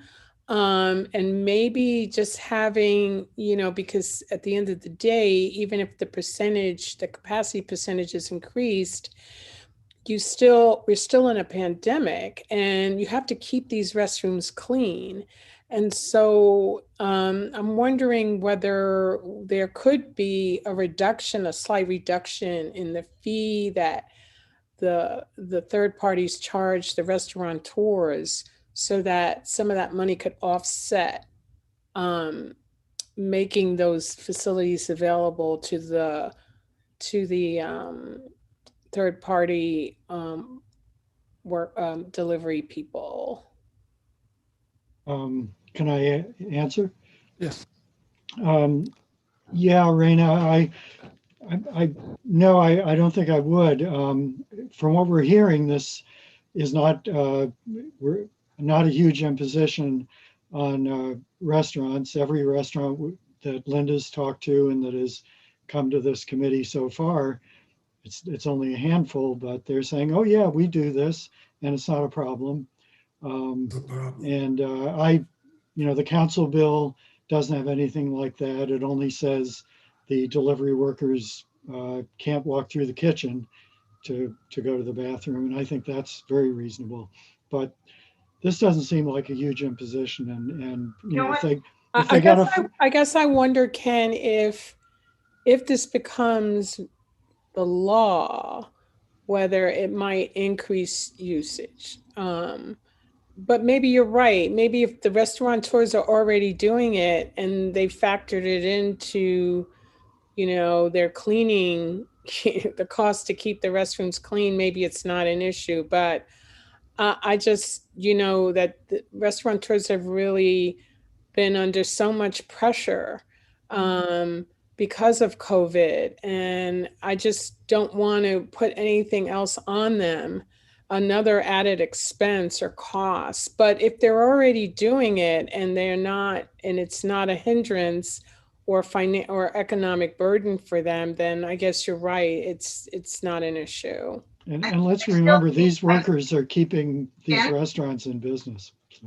They're not keeping these restaurants in business. Or they're helping. I don't agree with that. They're helping. They're helping, but people are coming back to restaurants and they're eating out, and so you can't say. But I think we need to hear from more people. So let's see. I think we'd see Christian, who had their hands up first. I would Mark first. You're muted. Thanks. I was making notes so I could be economical of time. Mike, I'm nowhere ready to vote on this yet, in part because I'm still stuck on the difference between doing the right thing and something that carries an economic fine. I have from time to time represented restaurants, including some in our district, who are being eaten alive by nickel and dime fines from the city government, essentially. And if the import of a legislation that that requires people to, what I will call, do the right thing, which is to make the bathroom available when you can, and there may be times when it is appropriate and times when it is not. That should be. Irena practically stole my thunder here, because the idea of incentive versus penalty is one that I think we should take some careful thought and give some thought to. This is a subset of a larger issue, because there are also, when we had the hotel issues and the homelessness issues that were very much at the fore, some of it had to do with public acts that we just as soon not talk about in a polite public meeting, which in turn, if you talk to folks in Community Board 5, have translated those issues, which they share, with the need for public restrooms for a broader swath than just these workers. So yes, these workers need relief. I'm sorry to, oh God, I'm emulating Shelley now. The workers need someplace for that facility, but that they're not the only ones, and so this is a broader conversation. But I'll go back to the first two principles, one of which is, as I understood it, you guys are going to have another meeting with a different group of folks that you're going to hear from. So I would think that you would want to hold off on voting on anything You're right. you've heard from. It is precipitous. You're right, because next month we're going to meet with the actual service providers, the bicyclists and the people from Fresh Direct and Amazon, for everybody. So you're right. Sorry, Mark. So that kind of reinforces my point that while I might very well vote for this when the time comes, I don't think the time has come. And then secondly, I want to just highlight and emphasize my agreement that the difference between incentives and penalties. Thanks. Thank you. Roberta? You have to mute yourself, Roberta. So I agree with Mark. I agree with Jay. I think, you know, I like Jay's idea of having space where, you know, where black cars had space where drivers could go and relieve themselves and kind of sit while they were waiting between drives. And I it's a problem. We don't have public bathrooms in New York. When my sister and I were little, we mapped out places where we could go to the bathroom if we had to be out of the house. I mean, it's just crazy. So, you know, I think it's premature to have a resolution. I think we should think about all the things that are happening. Sarah and David, thank you. The fact that it doesn't seem to be a problem on the Upper West Side. I've talked to Josh, I've talked to many other restaurateurs about how they permit people to use their restrooms. My building, which has 2 bathrooms in the basement, whenever any delivery people come, we permit the people to use our restrooms, no matter who they are, whether they're a DoorDash person or a UPS person or a Fresh Direct person, you know, so they know if they come here, they can use their bathrooms, which they can use. And bathroom use is a big issue. I know CB7 has discussed for many, many years. Clara Newell is one of the big proponents of public bathrooms and has for many years been a proponent of it. And I think this is something that, you know, our city council should take up. There should be public bathrooms, there should be access. But I think it's very premature to have a resolution about something that for now seems to be a non-issue when there are other steps that could be taken within the community. Thank you. Thank you, Roberta. Okay, thank you. You're right. Sorry. Andrew, you have a 1 minute a comment? Yeah, I would just say it sounded like it was almost, I don't know, 2 resolutions. I mean, one, if there's a resolution that's just encouraging restaurants to allow third-party workers to use the restroom, that's one thing. The second is there's legislation in the city council that's going through the legislative process in which at some point in the future, the board may want to address. So I think that's, two things. And I just don't know if you do a resolution, if it's important to people just as doing something that's symbolic, if it doesn't necessarily have any type of teeth versus just doing a resolution on actual legislation. That's just a broader discussion of.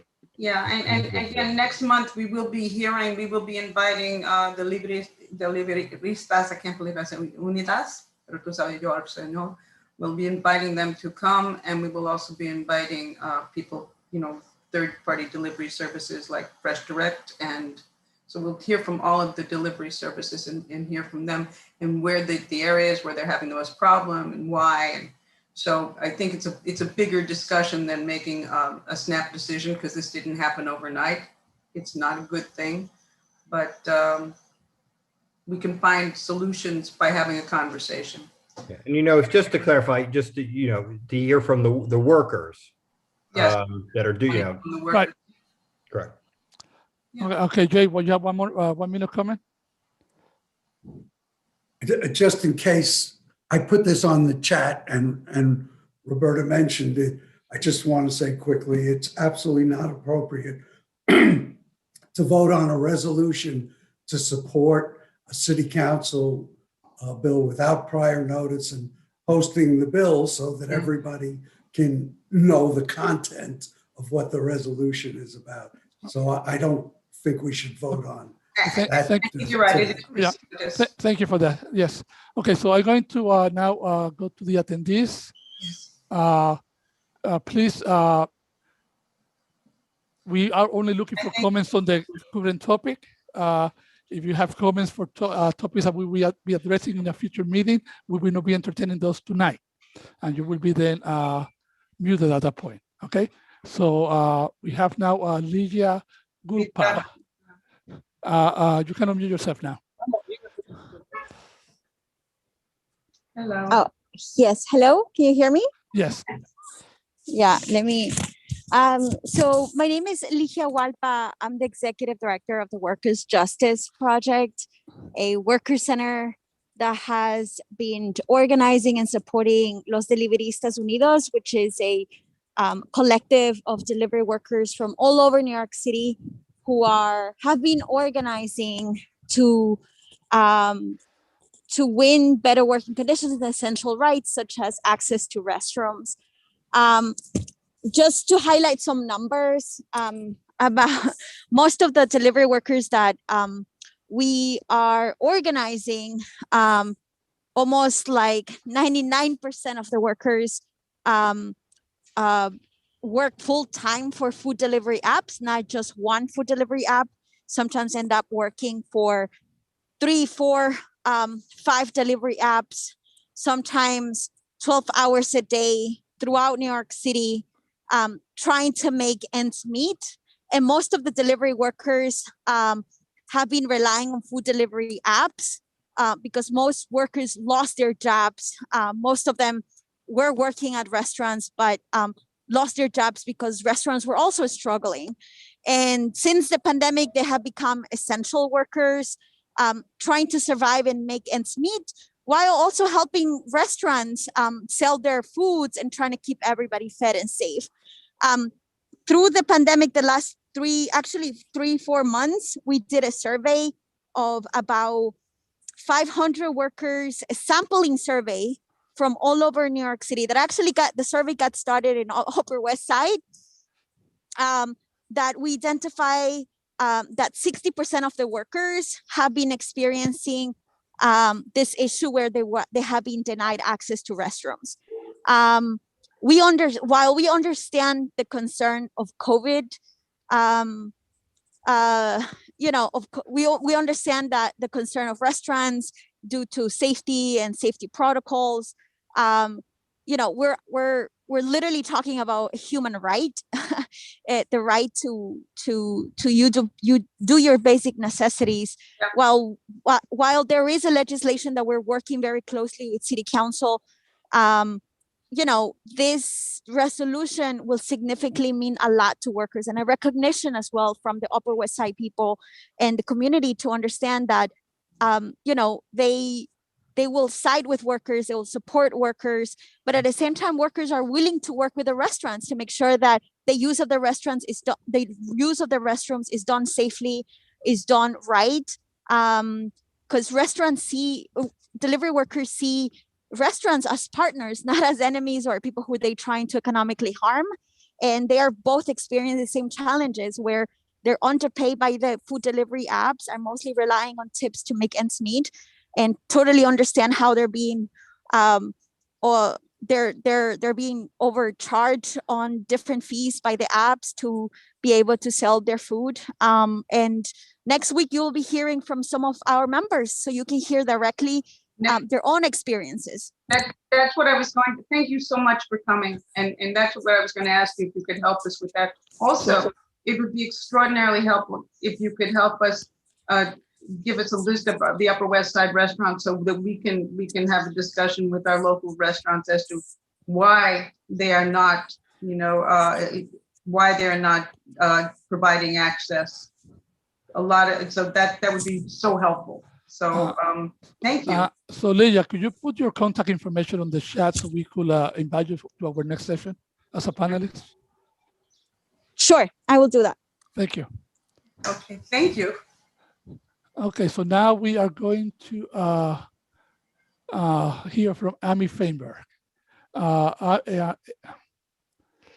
it's not about this issue. I just want to make sure that I am going to have time to ask you what I want to ask you about, since none of what I have to say is on your agenda. I just don't want to be shut out the way I was in the one meeting. I don't know. Okay, so Amy, when we finish with this topic, we will do a short session where we can hear from you, okay? So from everybody about anything, right? Yes. New business. On the new business, yeah. Yeah. Okay. Okay, thank you. And thanks for being here and being so patient. Okay. Okay, so now it's only goes to 8 o'clock tonight. So we have Paul Crickler now. Paul, you can unmute yourself. Thank you very much. I may not sound like it, but I have lived here for over 20 years in this great city. And the way I look at this is it's a basic human need. These people who are working to help us get fed need to go to the bathroom. And I'll tell you, when I ride my bike most days, and when the pandemic hit, I was hoping I could do some great rides because the streets were empty. But I couldn't, because I couldn't go very far away from home because there was no Starbucks open, so I couldn't go to the bathroom. I can't imagine how I would do this job of feeding my family if I had to ride a bike without bathroom facilities. So what I'm really, really hoping is that from this evening, there's a very clear message from this community board that comes out firmly in favor of the proposal, the motion that Ken proposed. I heard another community board across the other side of the park recently where one person said this sentence, which included something about regular people and delivery people, which I thought was disgusting to hear. I really hope this evening we leave this meeting with a very strong proposal, a huge proposal, please. Thank you, Paul. Okay, thank you, Paul. So now Lisa. We have Lisa Orman. Lisa, you are. Hello, can you hear me? Yes. Great. My apologies, Lisa. Unmute yourself again. Sorry. Can you hear me now? Yes. Okay.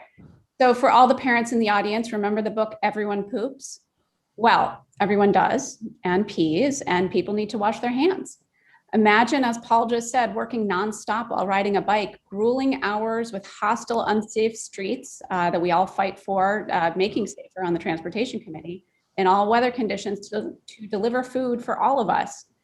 I don't know about you, but I can't go a few hours without needing a bathroom break.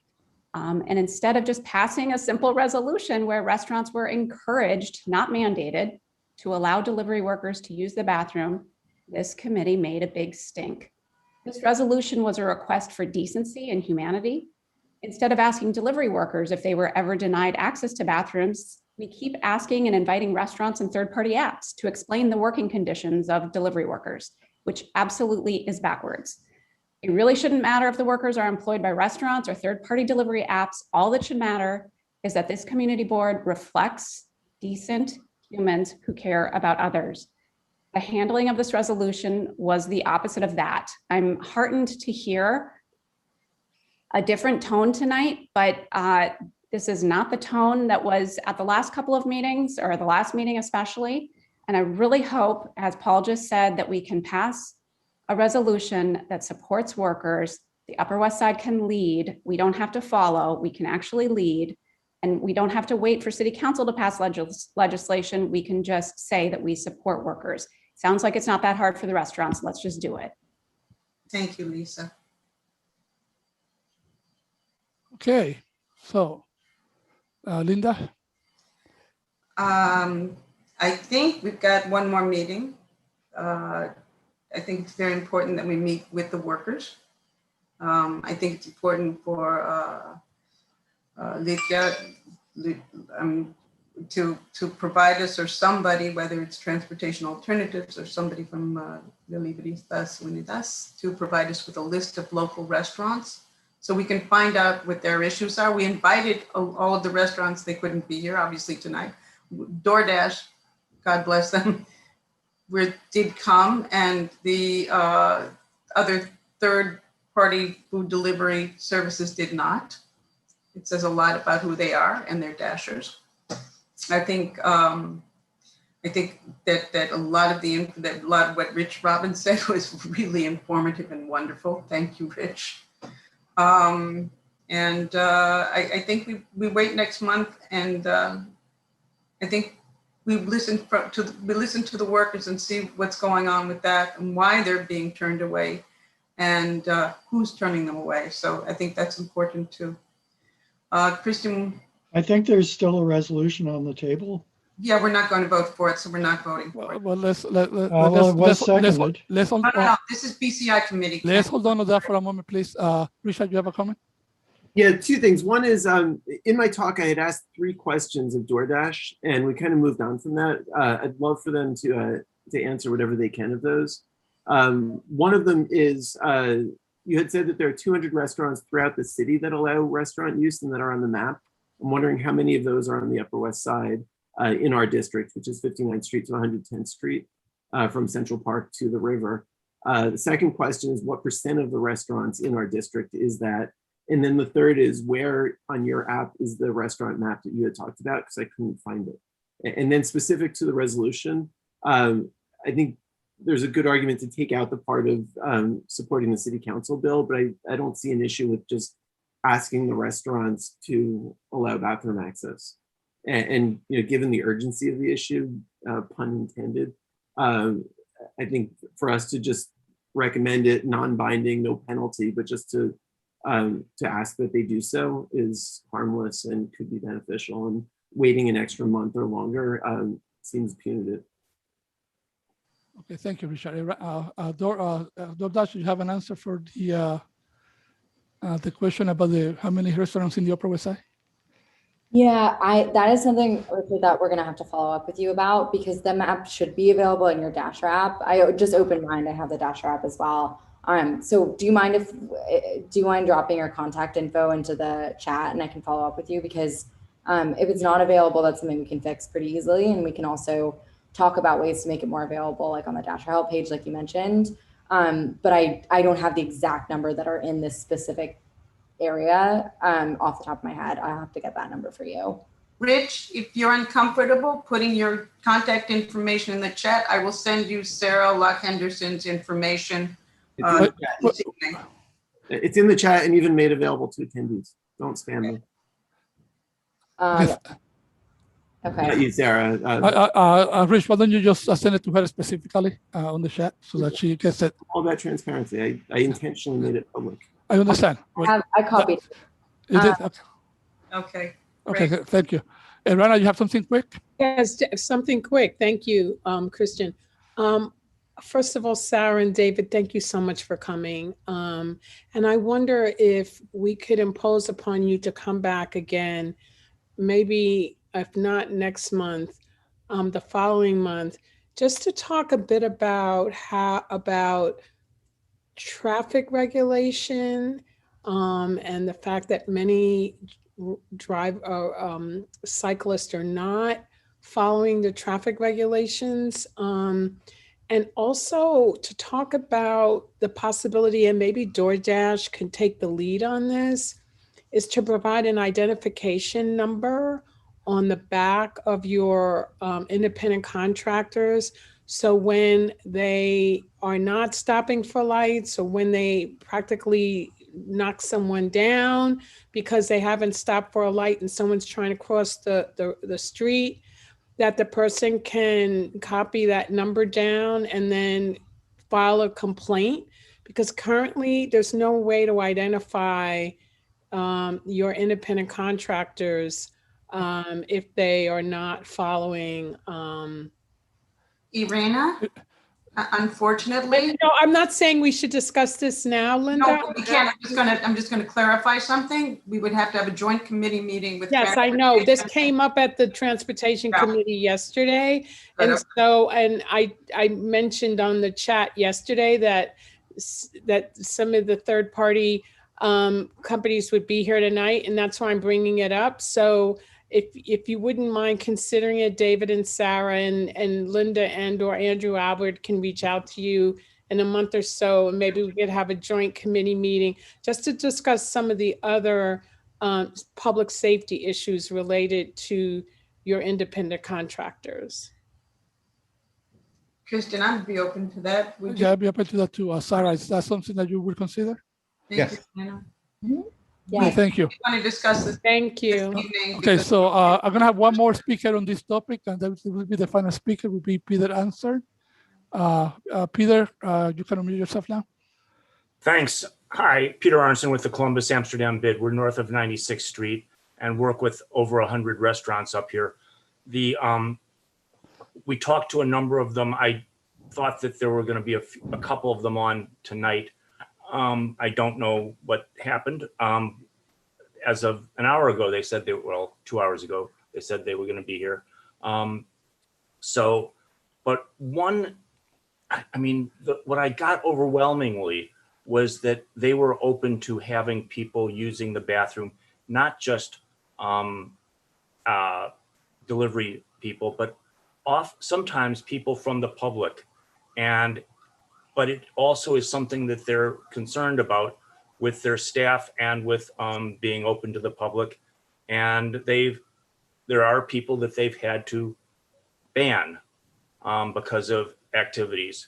And that's, I mean, it used to be that in the bars, it was important to be able to ban people from using the bathroom because of drug use.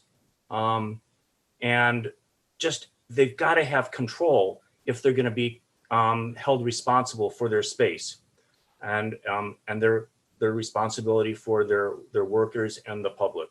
So to have this as a regulation, we've got so many different regulations that they're facing right now. It seems onerous and something that we need to really think about hard about whether this is going to develop into a further regulation. Thank you. Thank you, Peter. Thank you, Peter.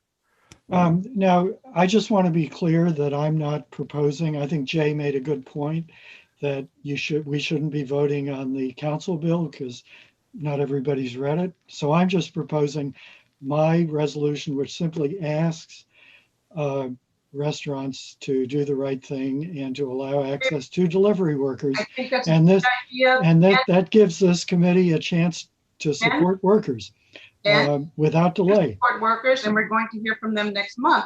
So I think it's very important to hear from everybody to make it a broad and open conversation. And so you'll and it should be a resolution coming from BCI that we will write, and we will pick up some of your language, I'm sure. But I think the conversation is ongoing right now because it's a huge problem. And we have to deal with, and much to, by the way, Lisa made a very interesting point. Last Saturday, I watched a mother take her little boy into a tree pit on 86th Street between Amsterdam and West End Avenue because there was no bathroom for him. So it's a big issue. It's the workers, that's a broad palette. And we really have to kind of continue this discussion. And thank you for your suggestion, Ken. But you can't have it both ways. You're saying it's not an issue on the Upper West Side, but it's a big issue. It's a big issue. It's a big issue. If it's not a problem on the Upper West Side, then there's no harm in passing my Thank you resolution. so much. I think he's done. Thank you. Okay. We have Linda, another. hold on a second, Linda. Hold on a I'm second. sorry, I just need a point of clarification. I don't know what just happened here.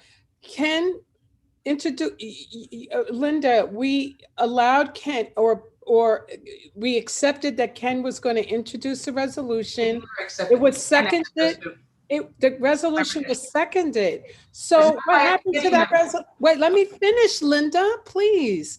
Do we vote the resolution up or down, or do we table it? What happened to that resolution? We're going to table it until we have an opportunity to discuss. Okay, thank you. It's not an up or down. Okay. It may be very well, we will be voting on it next week. I think everybody has to review it. I mean, next month. I think you haven't had a chance. We've all have to have a chance to review it again. I know we caught a lot of flack for poo-pooing it. A lot of it had to do with the tone and the language. So we need to review And that. the SLA stipulation. And that I took that out. You did, but it was still after the fact. Don't we have to vote on tabling? Before we continue, hold on. I'd like to thank Sarah and David and Teresa for having come and share with us. And I don't want to hold you on any longer. So if you like, you can leave now. We continue finishing our meeting. Thank you so much. Okay. You're also welcome to stay. If you like, but I don't want to hold you up if you don't have to. Also, we have one more speaker, and Ms. Feinberg, before we go on, she's been very patient. Hold on, Linda. So I want to ask Mark an opinion here, since Mark and Jay, they are longstanding members, in terms of this resolution, in terms of like whether we have to take a vote or whether we can just table it right now with no discussion. Mark? It is my impression from attending the meeting that there was a motion duly made and seconded. So it is technically on the floor, whatever the right terminology is. Forgive me, I'm catching up here. Therefore, the correct procedure, as I would see it, is either call the question and take a vote on it, or to have a procedural motion that affects the motion on the floor. Procedural motions can be what Irena said, which is a motion to table. And if there is a motion to table, the procedural motion gets voted on first. And generally speaking, doesn't require discussion. It is a procedural motion. But this has been a fluid meeting, so I don't want to get too far into your bailiwick. But since you asked, that would be my impression of how this should work. And the vote that matters is the vote of the committee members, even though in a somewhat unusual procedure, the motion was made by a person who's not a member of the committee. That's unusual. Also, Andrew Ridgey's hand is up. I just saw that. Thank you. And my hand is up. Linda. Yes, quickly, if you have a comment about the Andrew, you're muted. Roberta, you can go first if your hand up was first. Go ahead. Mark is correct. The chairs can table the motion and put it up for the next month. Thank you. But there has to be a vote. But that's not what Mark said. Mark said we had to vote on the table. Yes, we do. Okay, thank you, Roberta. Andrew? So I think Mark was spot on that. I just want to make a comment, and I may be kicking myself afterward for saying this, and again, from my personal opinion, in which I serve on the board, I think absolutely every single restaurant should be providing access to people when they need the restroom, especially people that are delivering food for them. In my professional capacity, it's a little bit more technical because I have to get into the weeds of what legislation actually means, how it's enforced, and all of this. The thing that I'm just going to say from my personal perspective here is I'm a little bit troubled. I respect everyone and their different views, but going back to the last meeting, having this introduced, the way the motion was drafted, the following press, some of the comments tonight, some of the comments from the community in here. I'm trying to take everything in. This is obviously an important issue, but I keep getting the feeling where it's almost like a little bit of gotcha. And it's like we're kind of setting it up to be like, well, you're doing this way. And then, oh, tomorrow there's going to be like this bad news article that's saying, oh, this person or that person is bad because they acted in a certain way. I think, and I can't put words in for anyone else, like I want whatever we do to be the right thing. I think we also need to follow procedure. And I am just telling you from a participation in the board, it becomes very difficult when we're dealing with such sensitive issues that you feel like you can't speak freely, or if you make one suggestion, you're somehow like this bad person, when I don't think my friends on the board and colleagues on the board are that. They may just be setting their opinion, and I think we should just be very clear on what happens next.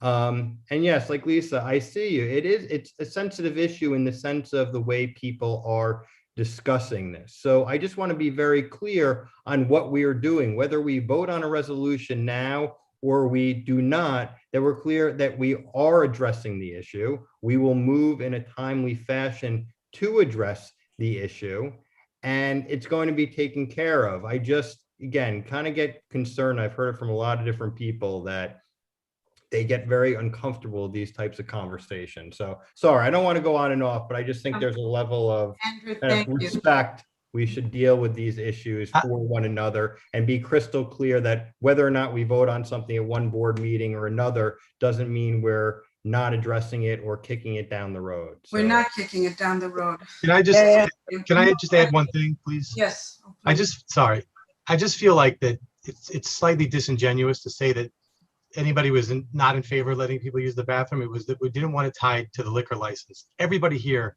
was allowing people and thinking that people should be able to use the bathroom. There wasn't anybody who said differently. What we said is we didn't want it tied to the liquor license. And I feel like that's unfair because that was left out, because that was the initial resolution. Ken, correct me if I'm wrong, that you presented that it was tied to the liquor license. And yes, but then I took it out and. You took it out at the last minute. And one more all I'm saying is, not at the last minute. Wait, let me finish, please. I just feel like it's disingenuous to say that any of us didn't want people or allow people to use the bathroom. We just didn't want to tie to the liquor license. That was it. Nobody here said. Now you're going to get escalating penalties. So. What?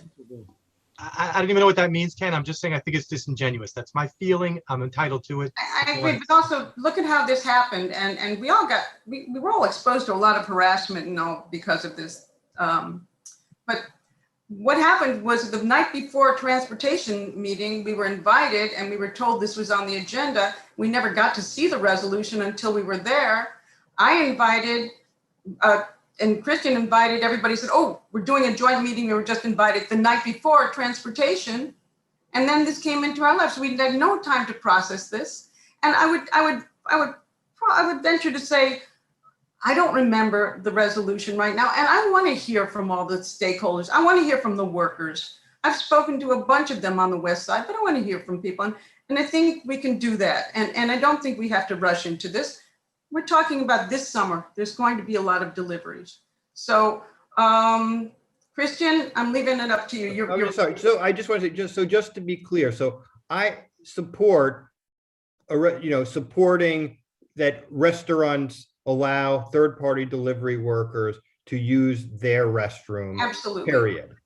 My question is, if we are not, is it the position, Linda, that you want to wait to have the follow-up meeting where we hear from the third-party delivery workers and other stakeholders before we have any resolution, versus during this meeting having a version of Ken's resolution? I would like us to confer as a committee on a resolution, pulling some of Ken's language perhaps, but I think it's up to this committee because this is a business consumer issues committee.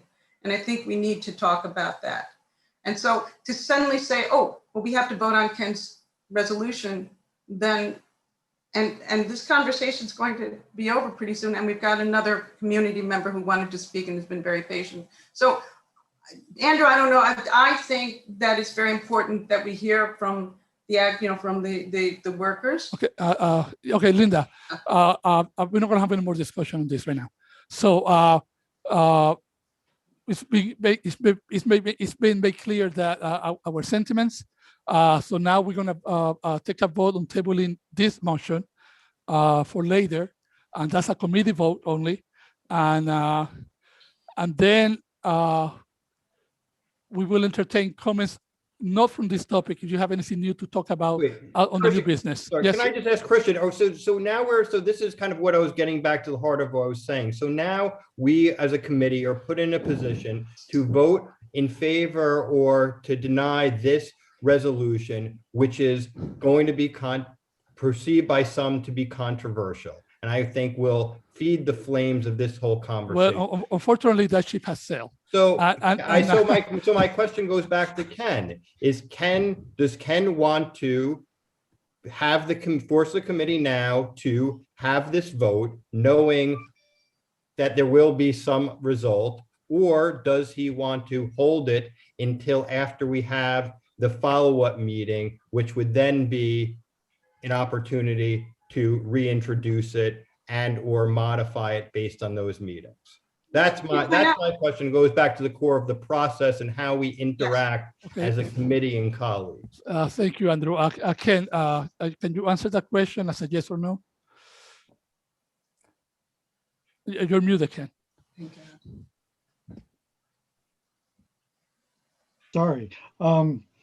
Yeah, Andrew, I don't see any reason why delivery workers couldn't have been invited to this meeting and why it had to be delayed for a month. We actually did hear from a representative of delivery workers. She established that it is a problem. You're in favor of my resolution, or at least the spirit of it.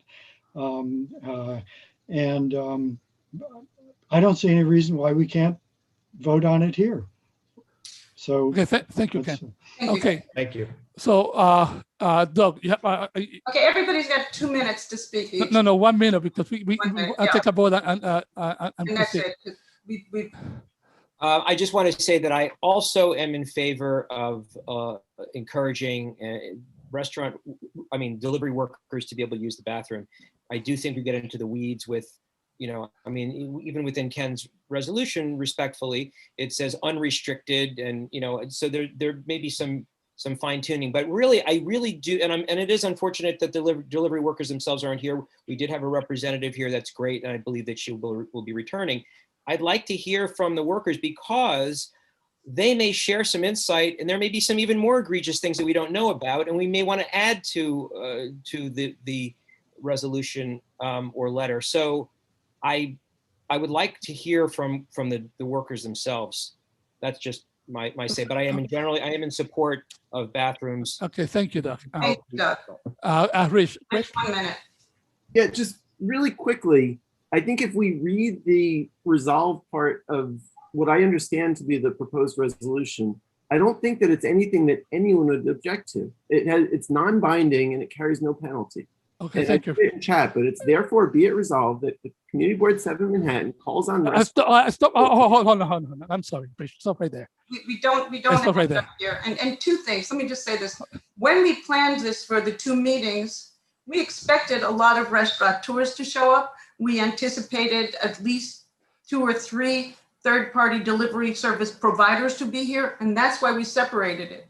So what you're asking us to do now is precipitous because now we haven't heard from the state. Well, no, that doesn't matter right now. I disagree. I think that this is an urgent issue, and I don't think it's an issue to hear what the resolution says.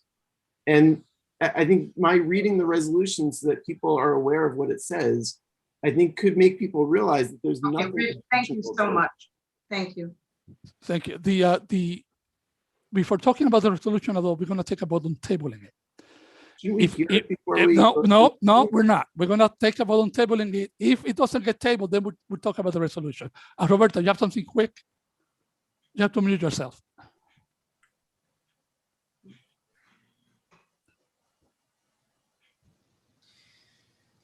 Roberta, you have to mute yourself. You're trying and she can't. Okay. Okay, hold on. Roberta, we can't hear you. Okay, try now, Roberta. I'm trying. It was work. It was a lot of work to unmute. I think we should wait for next month when we hear from the workers. I think it's a big problem. I think bathrooms, public bathrooms is a major problem in our city for not only workers, but from, you know, you go out with your friends and there are no bathrooms. So it's a major issue. And I think we should really think about it very carefully. I think we need to have another meeting with, and I think Linda and Christian has done a great job. And I think you've done a wonderful work on this. And I praise you to the tops. Thank you. Thank you, Roberta. Okay, so we're going to take a vote now on whether to table the resolution or not. All those in favor, committee members on tabling the resolution, please raise your hand. So that's 1, 2, 3. Abstentions? I mean, no votes on tabling? That's Andrew said he can't hear and something is going on technically here. Oh, Andrew, unmute. Okay. Now I can, sorry, I didn't hear. Can you just say? Sorry, yes, we are, we're voting, taking a vote on tabling the resolution for next time. On favor, there were 3 votes in favor. Are you voting in favor? In favor of tabling or tabling? No. Okay, so are you voting no? Josh is voting no. Are you voting? Abstentions? Abstentions 1. Andrew, are you abstaining or not, or voting no? I'm voting, I do not want to table it. Oh, you don't want to table. Okay, so the vote was 3 in favor. It was 3 in favor, 2 against, and 1 abstention. So So that's There's 2 abstentions. Is it Roberta? 1 abstention. There's 6 of us. So it was a 3 in favor, 2 against, What 1 about abstention. Oh, sorry, this is committee. I'm sorry. Yeah. And Mark, is that a pass or a no pass? Mark, you're muted. I had to double unmute for some reason. Yeah. Okay. So so the vote is 3 to 2 to 1, is that correct? Or 3 to 1 to 2? 3 to 2 to 1 to 0. Then the resolution does not carry. You You have to have more yeses than Yeah. the sum of no and abstention. Okay, so now we're going to vote on Ken's resolution. If anyone that has anything, if anybody has anything different to say about the resolution that hasn't been said yet. We need to put the resolution up so everybody can see it, please. If you want to share screen, I have it. You're not being made a co-host. No, you don't have to be made a co-host for that. I would have I would want to see unrestricted removed. I don't really know. That seems that it. Okay. Ken, you can share if you're ready to share. Okay.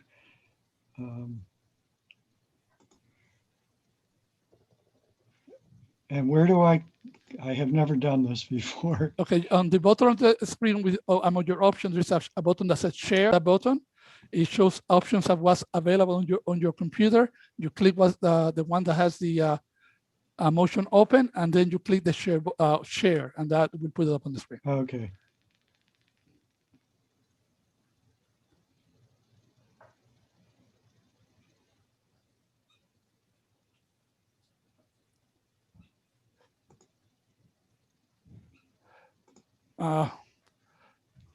That's not it. Paul, hold on a second. Paul, you're still with us. I do apologize. Paul voted yes. So actually the vote was 4 to 2 to 1 to 0. So he carried. I do apologize. I forgot Paul was along with us. It's just that he cannot talk with audio. So the resolution did carry. So we are going to table the resolution until the next time. Okay. And now we're moving to the final facet of new business. Do any of you have new business to discuss at all? We have a very patient community member who wanted to speak, Amy Feinberg. Okay, Andrew, do you have a new business? I'm sorry, I was putting my hand. No. Okay, Roberta, you have new business?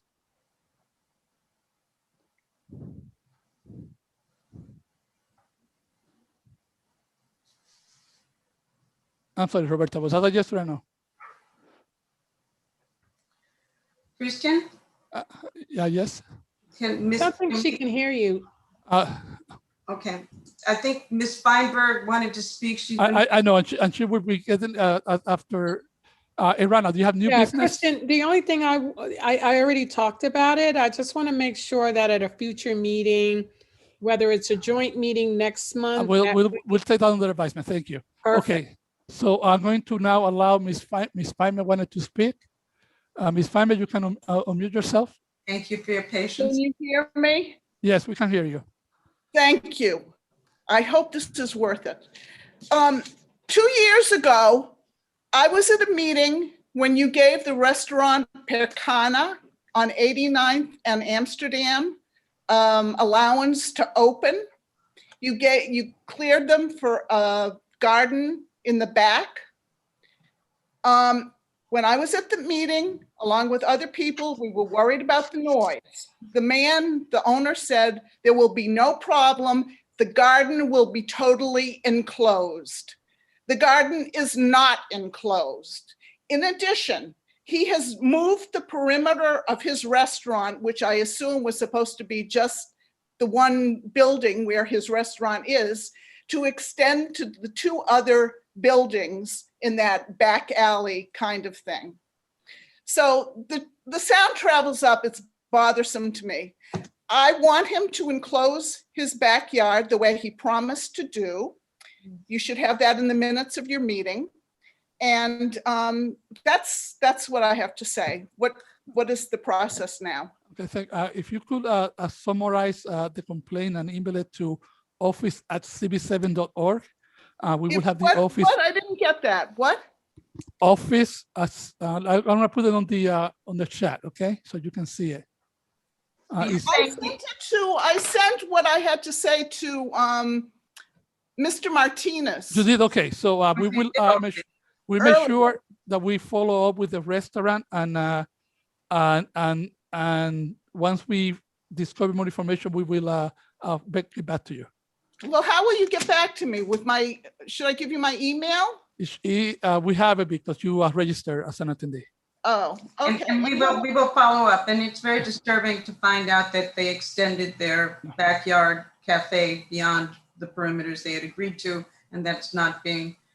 But the most he did say that he would enclose it, and he said specifically we have to enclose it because somebody could drop something from up above, and all he's got there is like a tarp, and then he's got 2 umbrella things.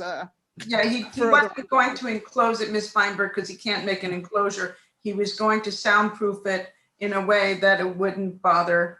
And if you'll recall, the presentation was pretty amazing. It was this amazing soundproofing that it wouldn't bother the tenants, the residents of the building. And now you're telling me it is, so that is a problem. Okay. It should not be happening.